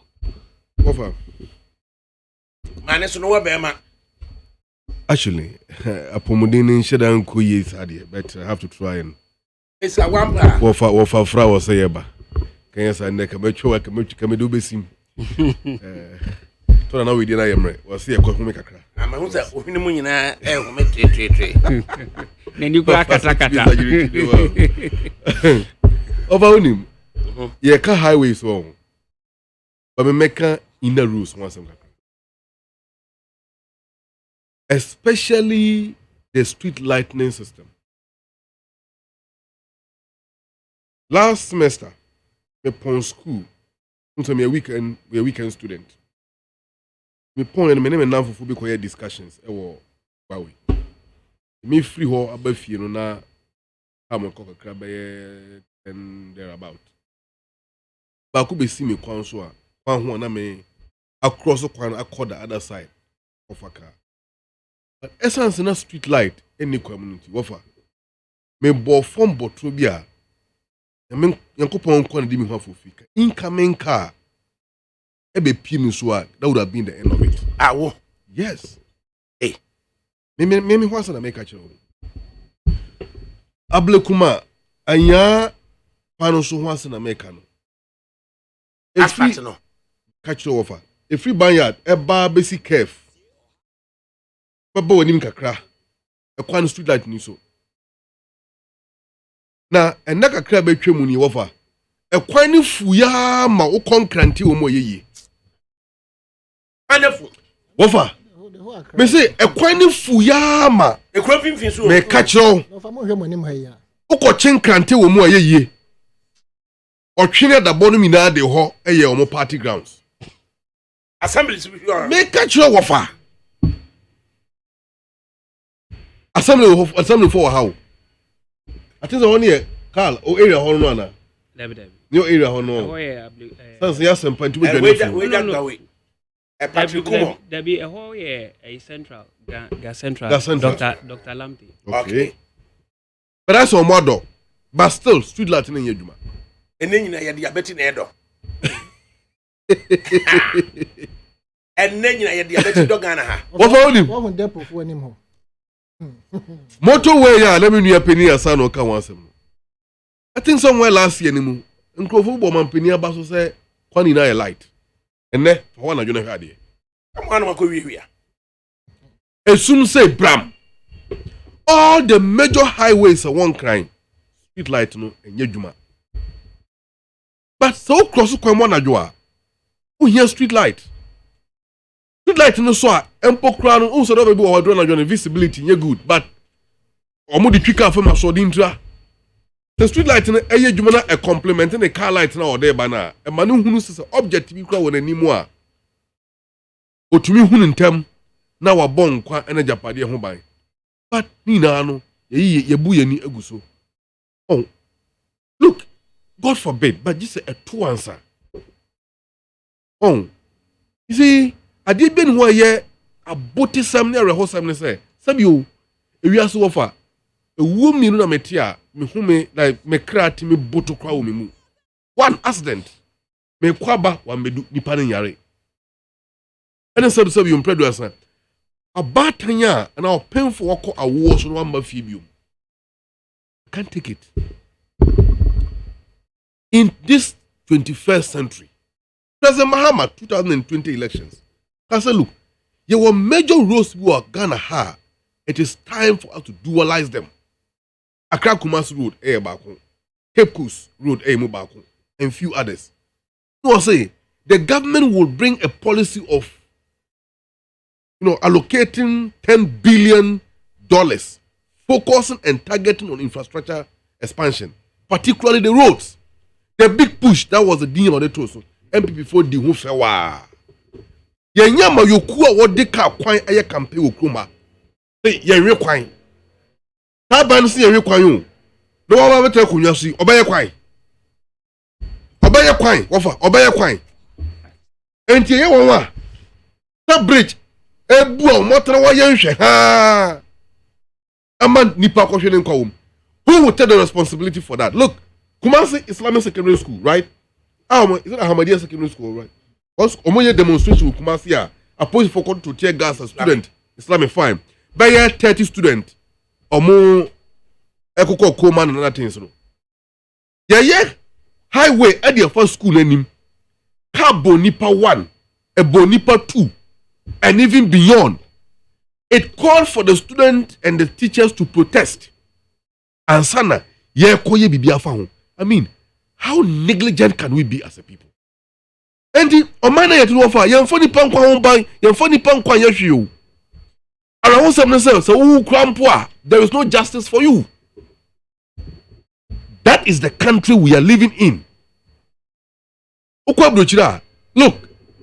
So be a na ekobano say the government negligence in the whole government can step down. These are places the citizens are able to hold government accountable. Government are not laws on the people. Bakrum ha behe. Adina nya wakokano. They will unleash an attacking dogs on you in the name of neutral voices. You be here man next time. Bibi boni koso mani mwa. How do we reform society? How do we progress? How do we move forward? If this kind of negligence and misbehavior are not condemned publicly, Anchrophobia be hold them accountable by their own actions. Na ya sisa nyoma no man na code anymore. The bed near tumpong. Na sa malaba betra hono na dwuma wonye nso ani. Na so ye kana samu ayesema yenka. Wo fa na beka wo kan ye kotwe ndare so ana. Ye wo kruma. Ena say Sam Jonah. Ebe kan so man no enuma mi nko yi culture of silence. We must talk. Overnight. Encrophobia enti omudin da pie. Na say wo hwe san krofo ne pa ne baby asay Sam Jonah. Abo ne bra kodu. Na sa fonte radio so bi na temo a. Wo fa anya wa kono say oman bibi cha o mo betima bekada. Anya sa fu okro ne mu. Mperimfo okro ne mu mo kaso mo no du dwom. Na nkola bi ne mpenkrofo bi o mo ye o mo ho ani etranton a embuade na di atem basabasanti. Minko kan e bedi matemti o mu ina komono atum. Na se enya sa nyansa no so mfiri sa fo no ho a ofa o ma ya chichi bere ne kuma jini na yeye. Abusuafo a o mo hwe mo de hye no me mo yakọ. Sabio nipa hwe ne nkwade e beka no me mo yakọ. Will the yakọ bring the nipa back to life? What preventive measures are we putting in place to ensure say obin so nkọ hwe ne nkwa e wo sa kwan no so bio? Is that what we are getting to? We are going. Is that how we want our country to go? Is that a level that we are reaching? Ghana is moving in a jet-like speed towards a destination of destruction. And there is a need for all of us collectively to come together and condemn this and hold people accountable. Our second road and highways minister can resign quite immediately.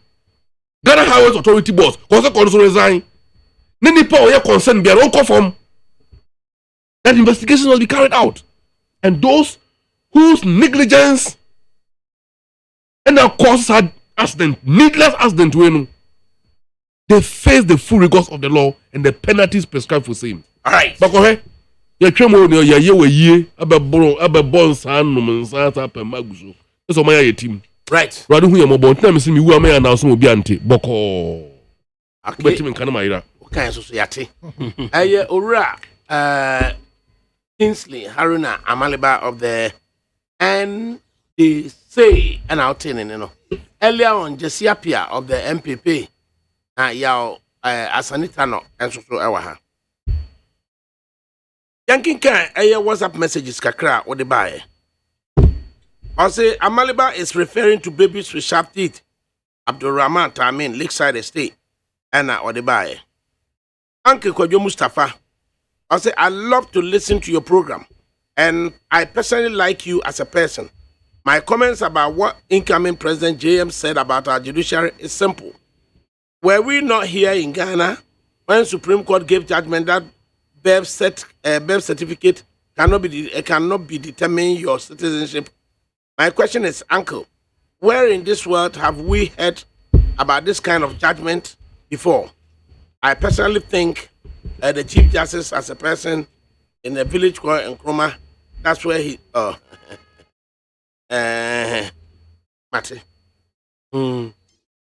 So, and I was saying, ADAKABRI, it's not people don't care, but because of armed robbers, so people are afraid when others are in danger. Ibutewia, or say, Ubinya or how, they hold you sumua. Yes, or more, you Ghana for name, yana.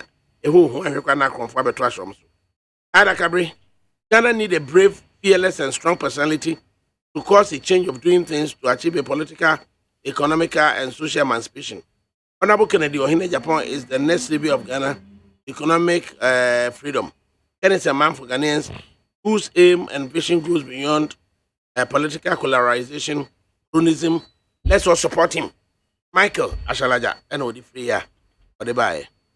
Imlante Rashid in Tema, Gulf City. Of ADAKABRI, my father was one of the leading Bedford owners in Kumasi, now Alhaji Salia Enterprise. Greetings to MPP Savannah Regional Chairman, Professor Alhaji Idrisu Suleiman Akalamonia, ɛna ɔde ɛbaeɛ ɔse good afternoon Mr. Adakabri, God bless you for your good works ɛna ɔde ɛbaeɛ ɔse talk ɔse Adakabri abenamo wire di close ankasa rekudu gati already. Contractor's name should be a matter of public record. Other distractions that cause road accidents are 1. Animated conversation. 2. Overfeeding causing sleep. 3. Micro sleep.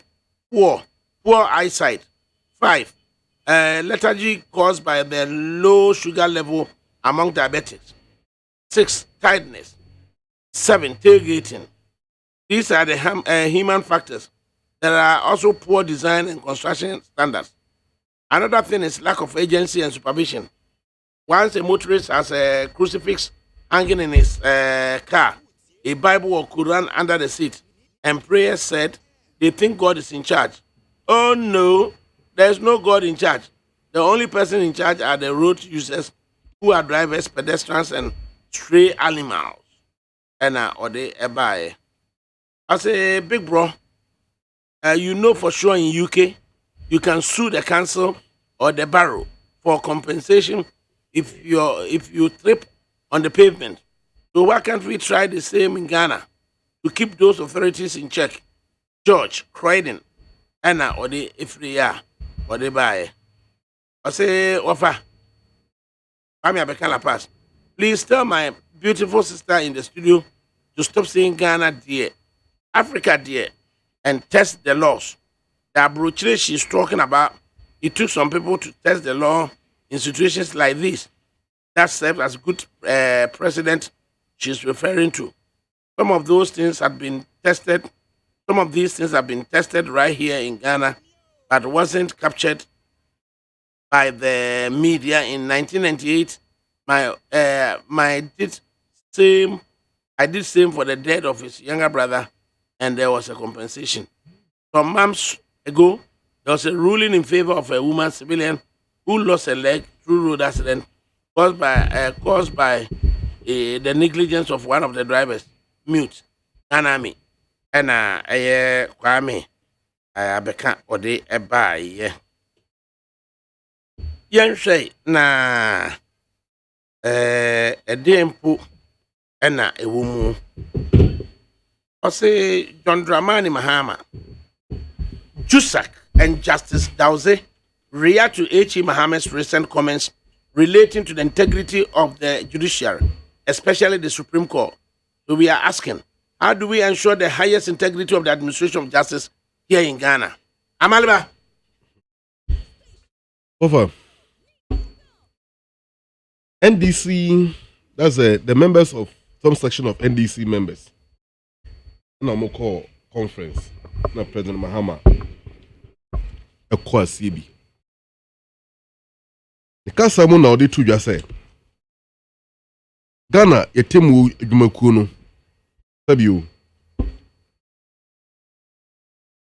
timamufuo adwempo a omo efa yetemu edwumakuo no emwa na ho behia se atemu edwumakuo no ebesesa wonsuban no ne ye bi na arehwemu ene gidi a timamufuo ewo wo mu no asamba biom enya saa ebe ohaw kese ama ikabemeka bi amamuo ene ho dwumadi a yedi no esan se timamuni enya asem a bebi oso odekọ eyasani bia na sani bia odekọ no oso wo gidi ne arehwemu so odi asem no kọ sani bia ebe man ntentene na so kọ ne kọba sentenchia ena okwakonya emwa na enhye nkran so mafoforo so ya asem a omode bekọ asem o mampini dada Mahama kan no ina eno no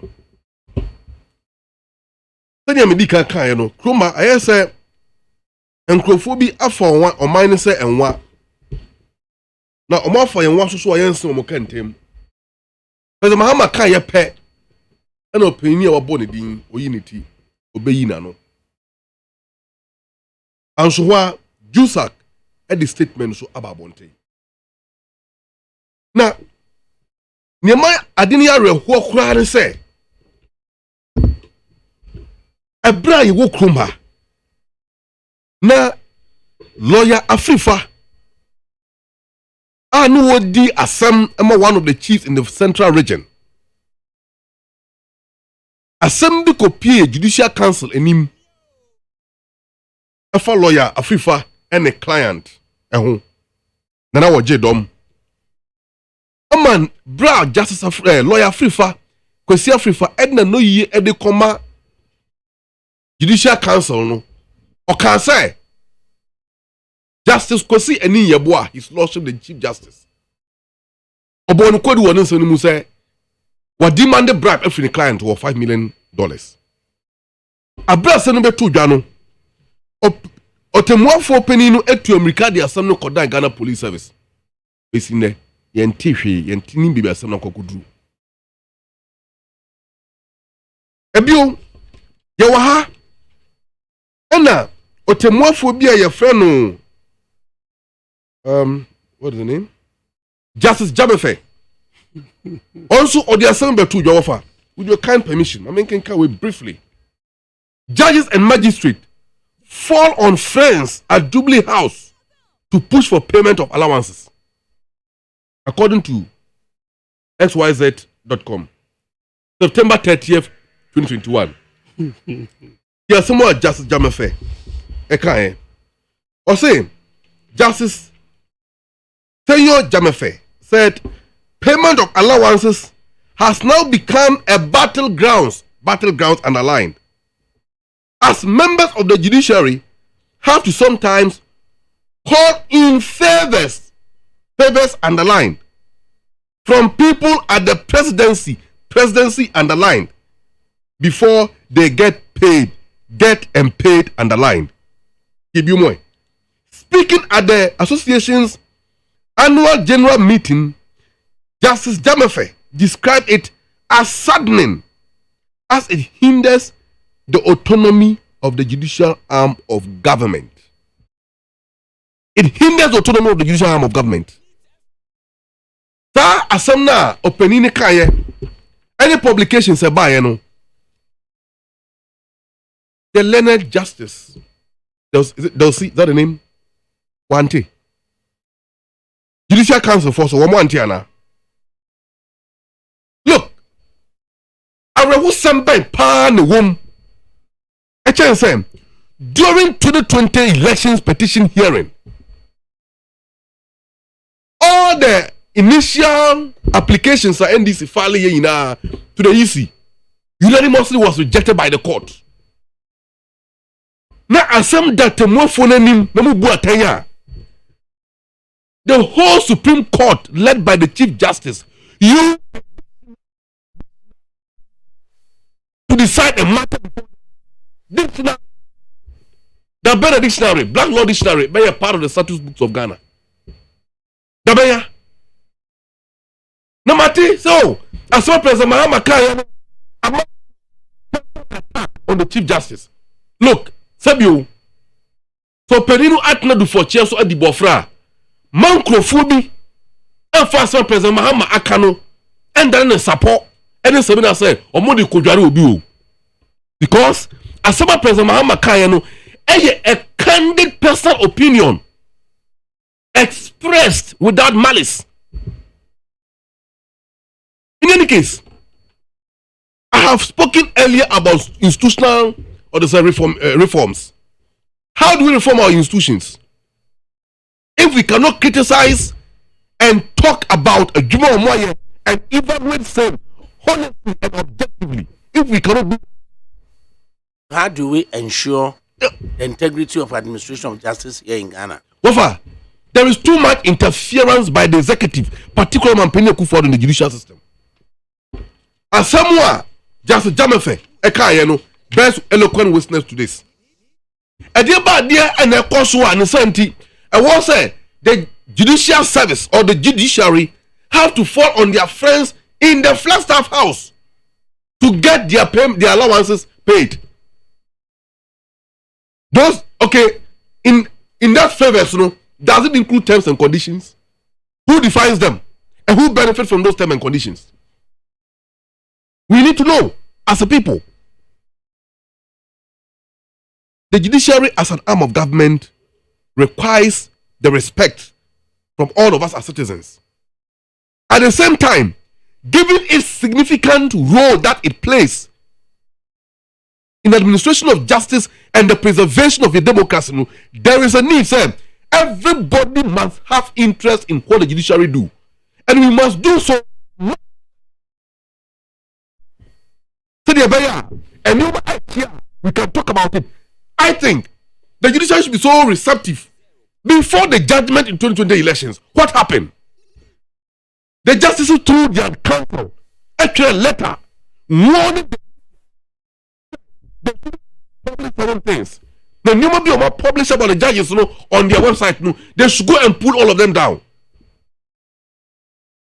Ghana Journalists Association at a press conference and resisted that cohesive threat from the judiciary. I mean, hey, auntie, you be trapped, mama, and the judiciary exists because of the state of Ghana. The state doesn't exist because of the judiciary. Per the constitutional arrangement and the democracy you practice in the judiciary, Ghanaians by their own authority can say that and there, you say yes, it was you. Mampene Kufuor, only ministers pack and go home. Right. Parliament, someone coffee. Judges, someone coffee. We don't need democracy anymore. Ghanaians have power to determine that. Right. And chart a new path for themselves. And it is that attempt the deal of Ding and Crawford and in Samoa, Omokano, Omunya Kaninjati. President Mahama spoke candidly and they must be receptive, accept it, and reform so that we can all move forward as a nation. Right. Amaliba and what's the name of the NDC stock? Jesse Apia of the MPP stock, mean way. Over. Say binu ane kasa say the my din na metie. The entire my din say yenya kwanya betena ha education first of all. We have to inform and educate sebio omo a omutie yen. Inti my din inti me expect say me sha se na me kasa no so ayi din no atie enchirichirimu a me de ba ne say de be ya na over the edikan me first education am dey ba ne say eno dey eche opa na me dey magana for say ye sim registration na ye no Ghana for bia mo homoden no mo form mo hiem de ntia me kasa ne say ebo mo ho ban ebo ye nyina ho ban efi nkrofo a omo pese omo ye fraud ne nkrone ba nyina no ebebo aye nyina nti obia mo modin say odon ho be hiem say ye yi eno to ho a me for education kakra emfamra because me say Yura Mahama out of the desperation no some of the instances no society number one or no any Yura for swampofo asem o mo kan say o mo hwe said ye treaty manya and Euro club of war I had to say aban asheda person tete enkrofo in the stronghold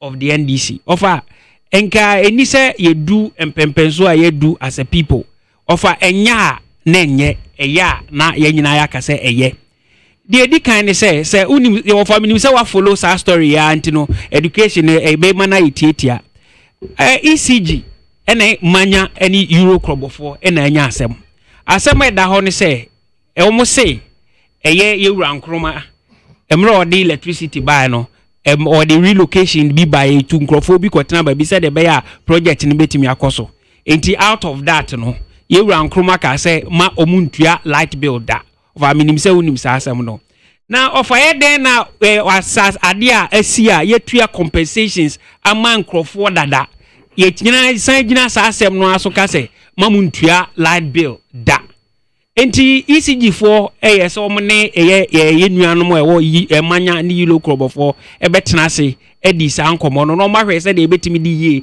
e de ato ye ofa kan ya kosi se omo se da bi a omo anya ade a omo betua na ye so okay de muntua ni nyina no mu de mo mani shingu na mom yen sha se enfi 2017 to from 2017 eba na e honom no de no muntua ofa no so ebe ase betimi anya a capture say wo de kase ana wo de kase no esese ye di meter ebe bobo nkrofo dan ho eno so mo resist ye say omo mpene emfa meter no kra emfa mo bodan ho ofa we eni asem we da ho a ye di na ye nyina ye wo Ghana ye pese o man ni etumpon na say what be na say wo de umpese obetua obeboa ama na pun etumpon na say electricity company of Ghana company yedi adwuma ahye ne nsa na ofa mra kwan so edi year to year de na ukofa we edi politics of aso atimase eti we a mo kwachina ba bi ko ka say san semsem we kan ne ma mo fa so agina so akasa judiciary no mu attention no ofa wo de tutu a enyeye but ofa bibi a na me expect say media ebeka ho asem a mo nka ho asem me ya pa ne say forum Yura Mahama etusuye to even espouse those ideas. Very, very worrying. Say offer a professional body like the Ghana Bar Association. Na amanyu enkrofo bi betimi atiom ho aka say ye NDC lawyers. Offer imagine what will happen in this our country. Say a doctors article say ye MPP Doctors Association. Ana NDC Doctors Association ofa ohwa oman ebe konanim imagine say woti oman na nkrofo ati omo say ye NDC Nurses Association enti de edikan ese say Yewura Mahama ehunu say so oman bia no in any case ofa unim say ye lawyers ya no mu na mu ano mutimi ekoye high court judges omkoye supreme court judges any ade etu offer a ban is saying out to me identify on there we MP NDC lawyer not that be ye to yensa fro so waduma awadi o mamu aso aninti bra betena high court and abetena supreme court and abetena as an appeal court judge offer na esunsu aso ben e na ye twa e de akere o my Ghana for this especially this attitude is very very idea I say you condemn in all uncertain terms.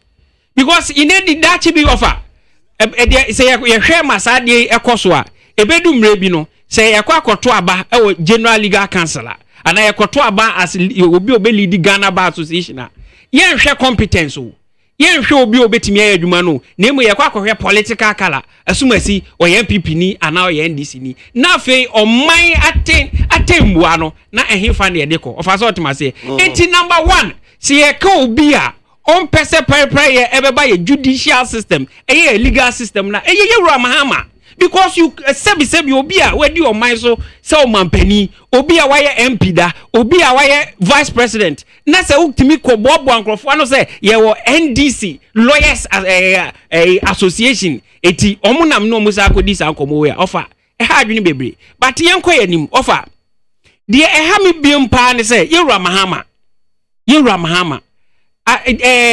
the desperation no afi de yabroso me ka say yabroso because oman bibia ni oman mu a Yewura Mahama on criticize ye and enye say or criticize no constructively so me gi say yes na mo wo ba na wakagumu a no asoreko ofa enye kama judicial system na Yewura Mahama omo bua o ma o ye adwuma is the same system ene wo ho but na me nua amale ba ka say Yewura Mahama amodi it is mami tire no and yes ono de o can free XYZ online XYZ so the nyina any more affiliation but I'm reading from City FM online.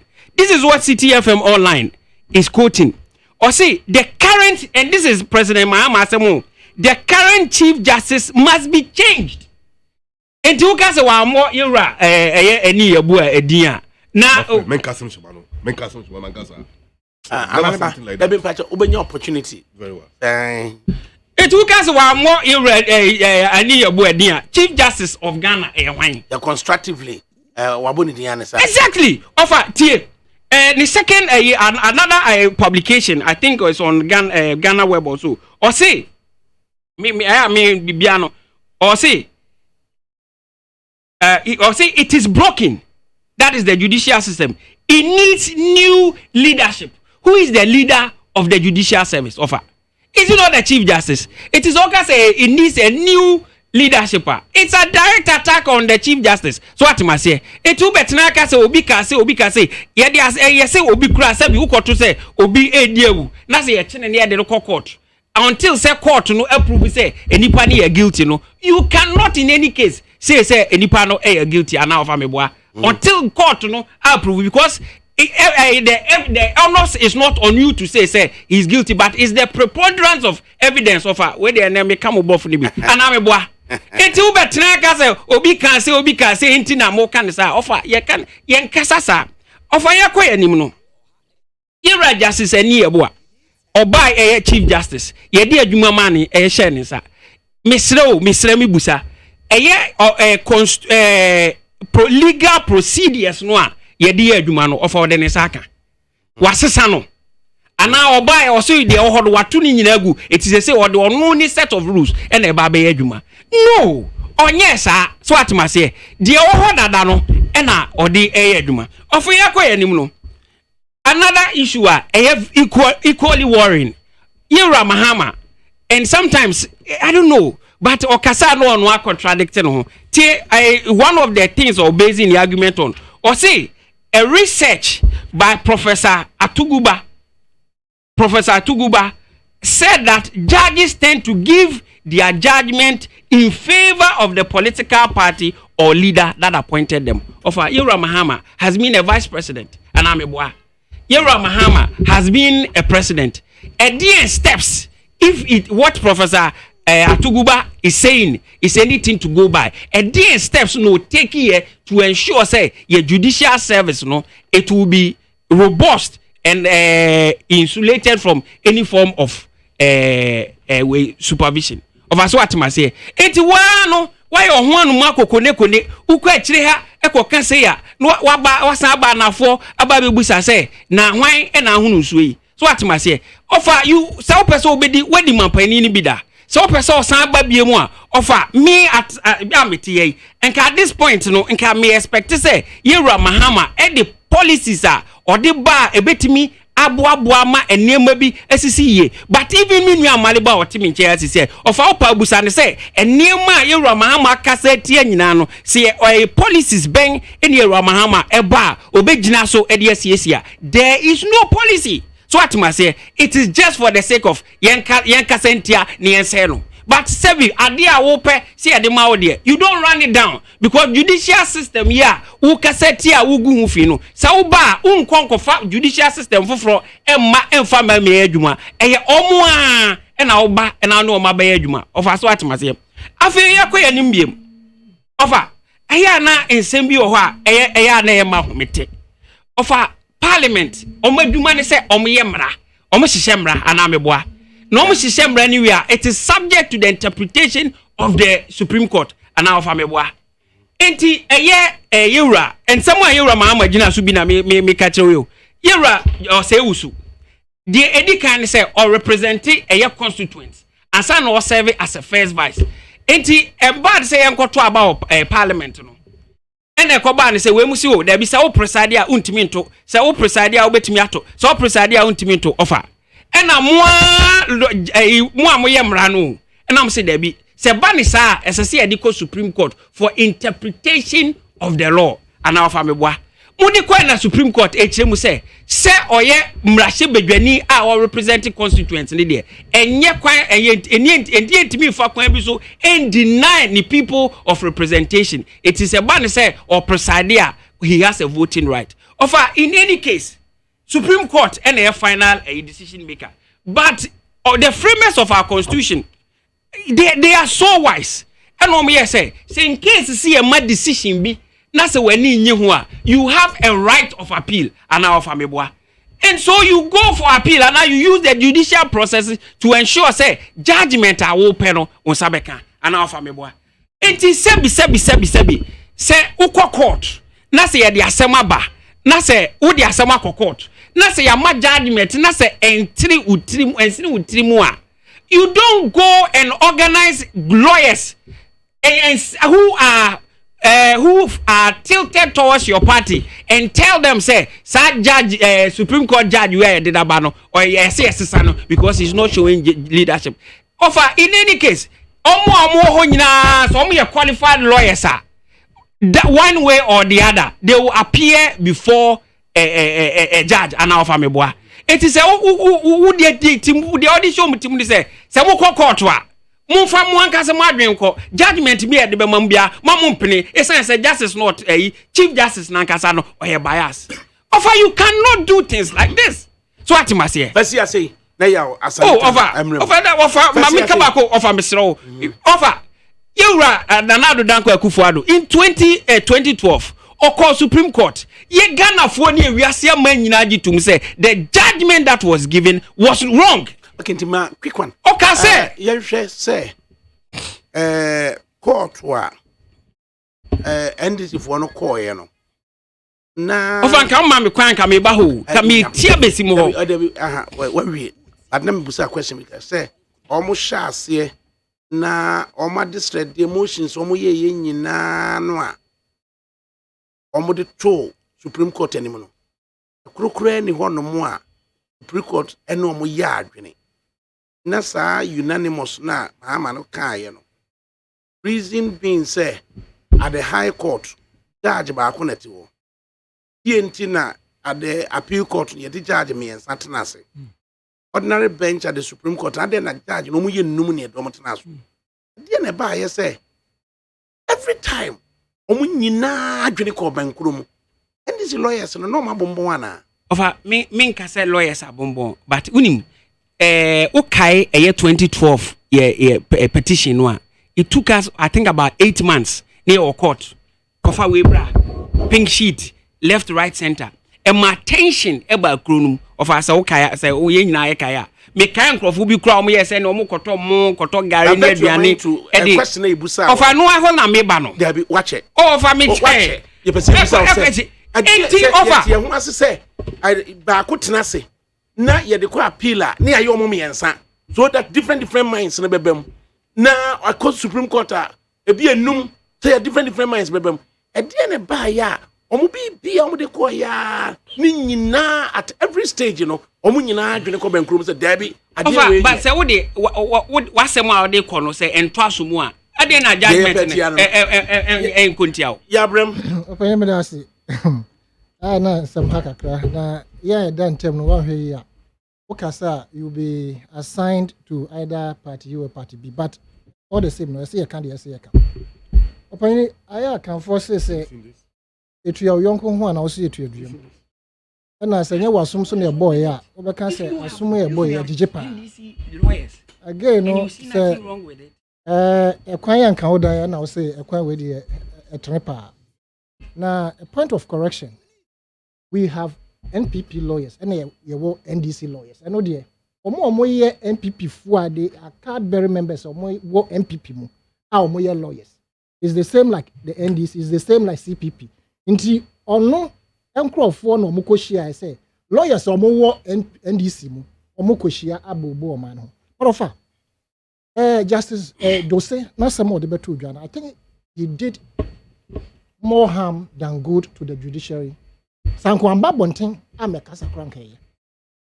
In the sense as I say so at this point in time no Ghanaians are wide awake and we see what is happening and we can interpret it. We have gone out of the days sir yetia bonten yesura judge for Israel lawyers for nti omwasem betodwa yempese yebeka. This is not the time yebe entertaining the kind of things we are seeing. Open so obebu nkompo ko achia. If colonial era English for years. I think judges appointed here were about 13, 14 thereabout. And then Nkrumah Beye president and Kasansono, I'm say appointed only one or so. Ye turbulence muni na Musa ni PA Fourth Republic. And now Oman Painiko for na Breso, I'm so obe power and 9. John Mohammed's administration obe power besa miensa. And then another Danko Kufuado, the quantum or the number of judges, of course, constitutional man is right. So obey to me appointing any number. But you see, it is a deliberate agenda, and that is why we must talk about this. The Ura Mahama Kokayano. Is it more of a security threat, as lawyer Dose describes it, compared to the Yeura National Security Minister Bekayano? There's no difference. And these are happenings. Indeed, there was evidence enough to prove, say, our justice system, and I said the judiciary, has been corrupted. We have enough evidence based on Anas, Anas. Ni videos say ebimo lawyers ebimo ne other judges ebimo omo jeje say bemponche ne mba yeremo amman krofo an komo ye innocent omo gum. We have enough cases in this country. Ye who say asumasi ye kum no adeni na bedu something way na yentumi hu asem na no pomasibre.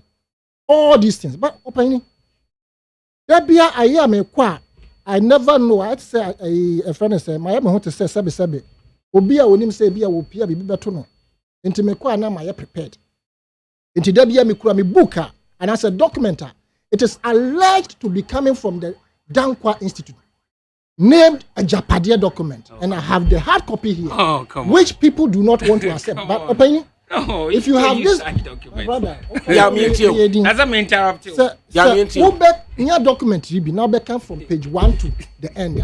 You will come to realize say there's a deliberate agenda to sway the cause of justice and everything, financial, pillars, everything to a particular group of people.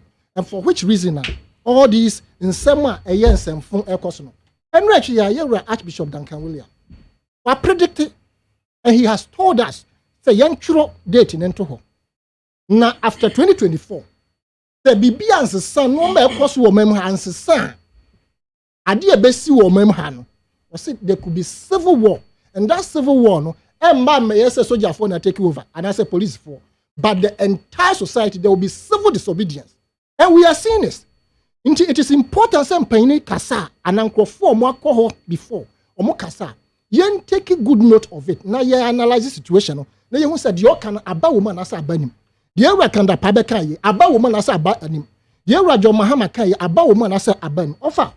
I will go to page 31 of that document termed a Japadia.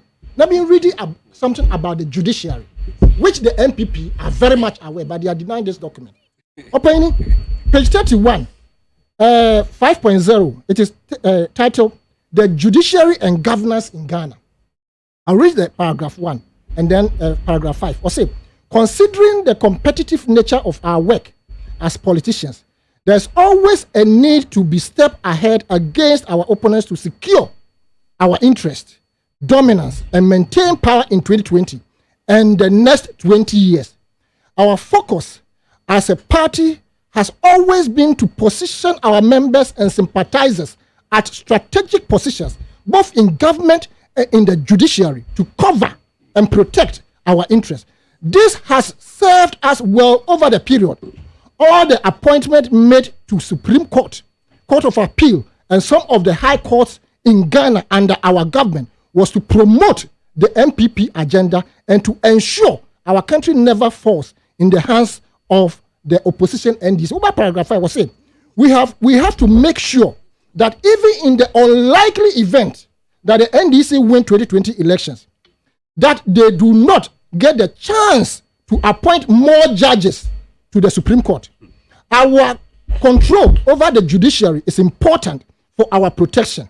Even if we were to lose the election, to prevent such unfortunate situations from occurring, we need to explore all legal avenues to protect our appointees within the judicial system and to find out ways to prevent any new government from making further appointment within the next 10 years at least. Opinion?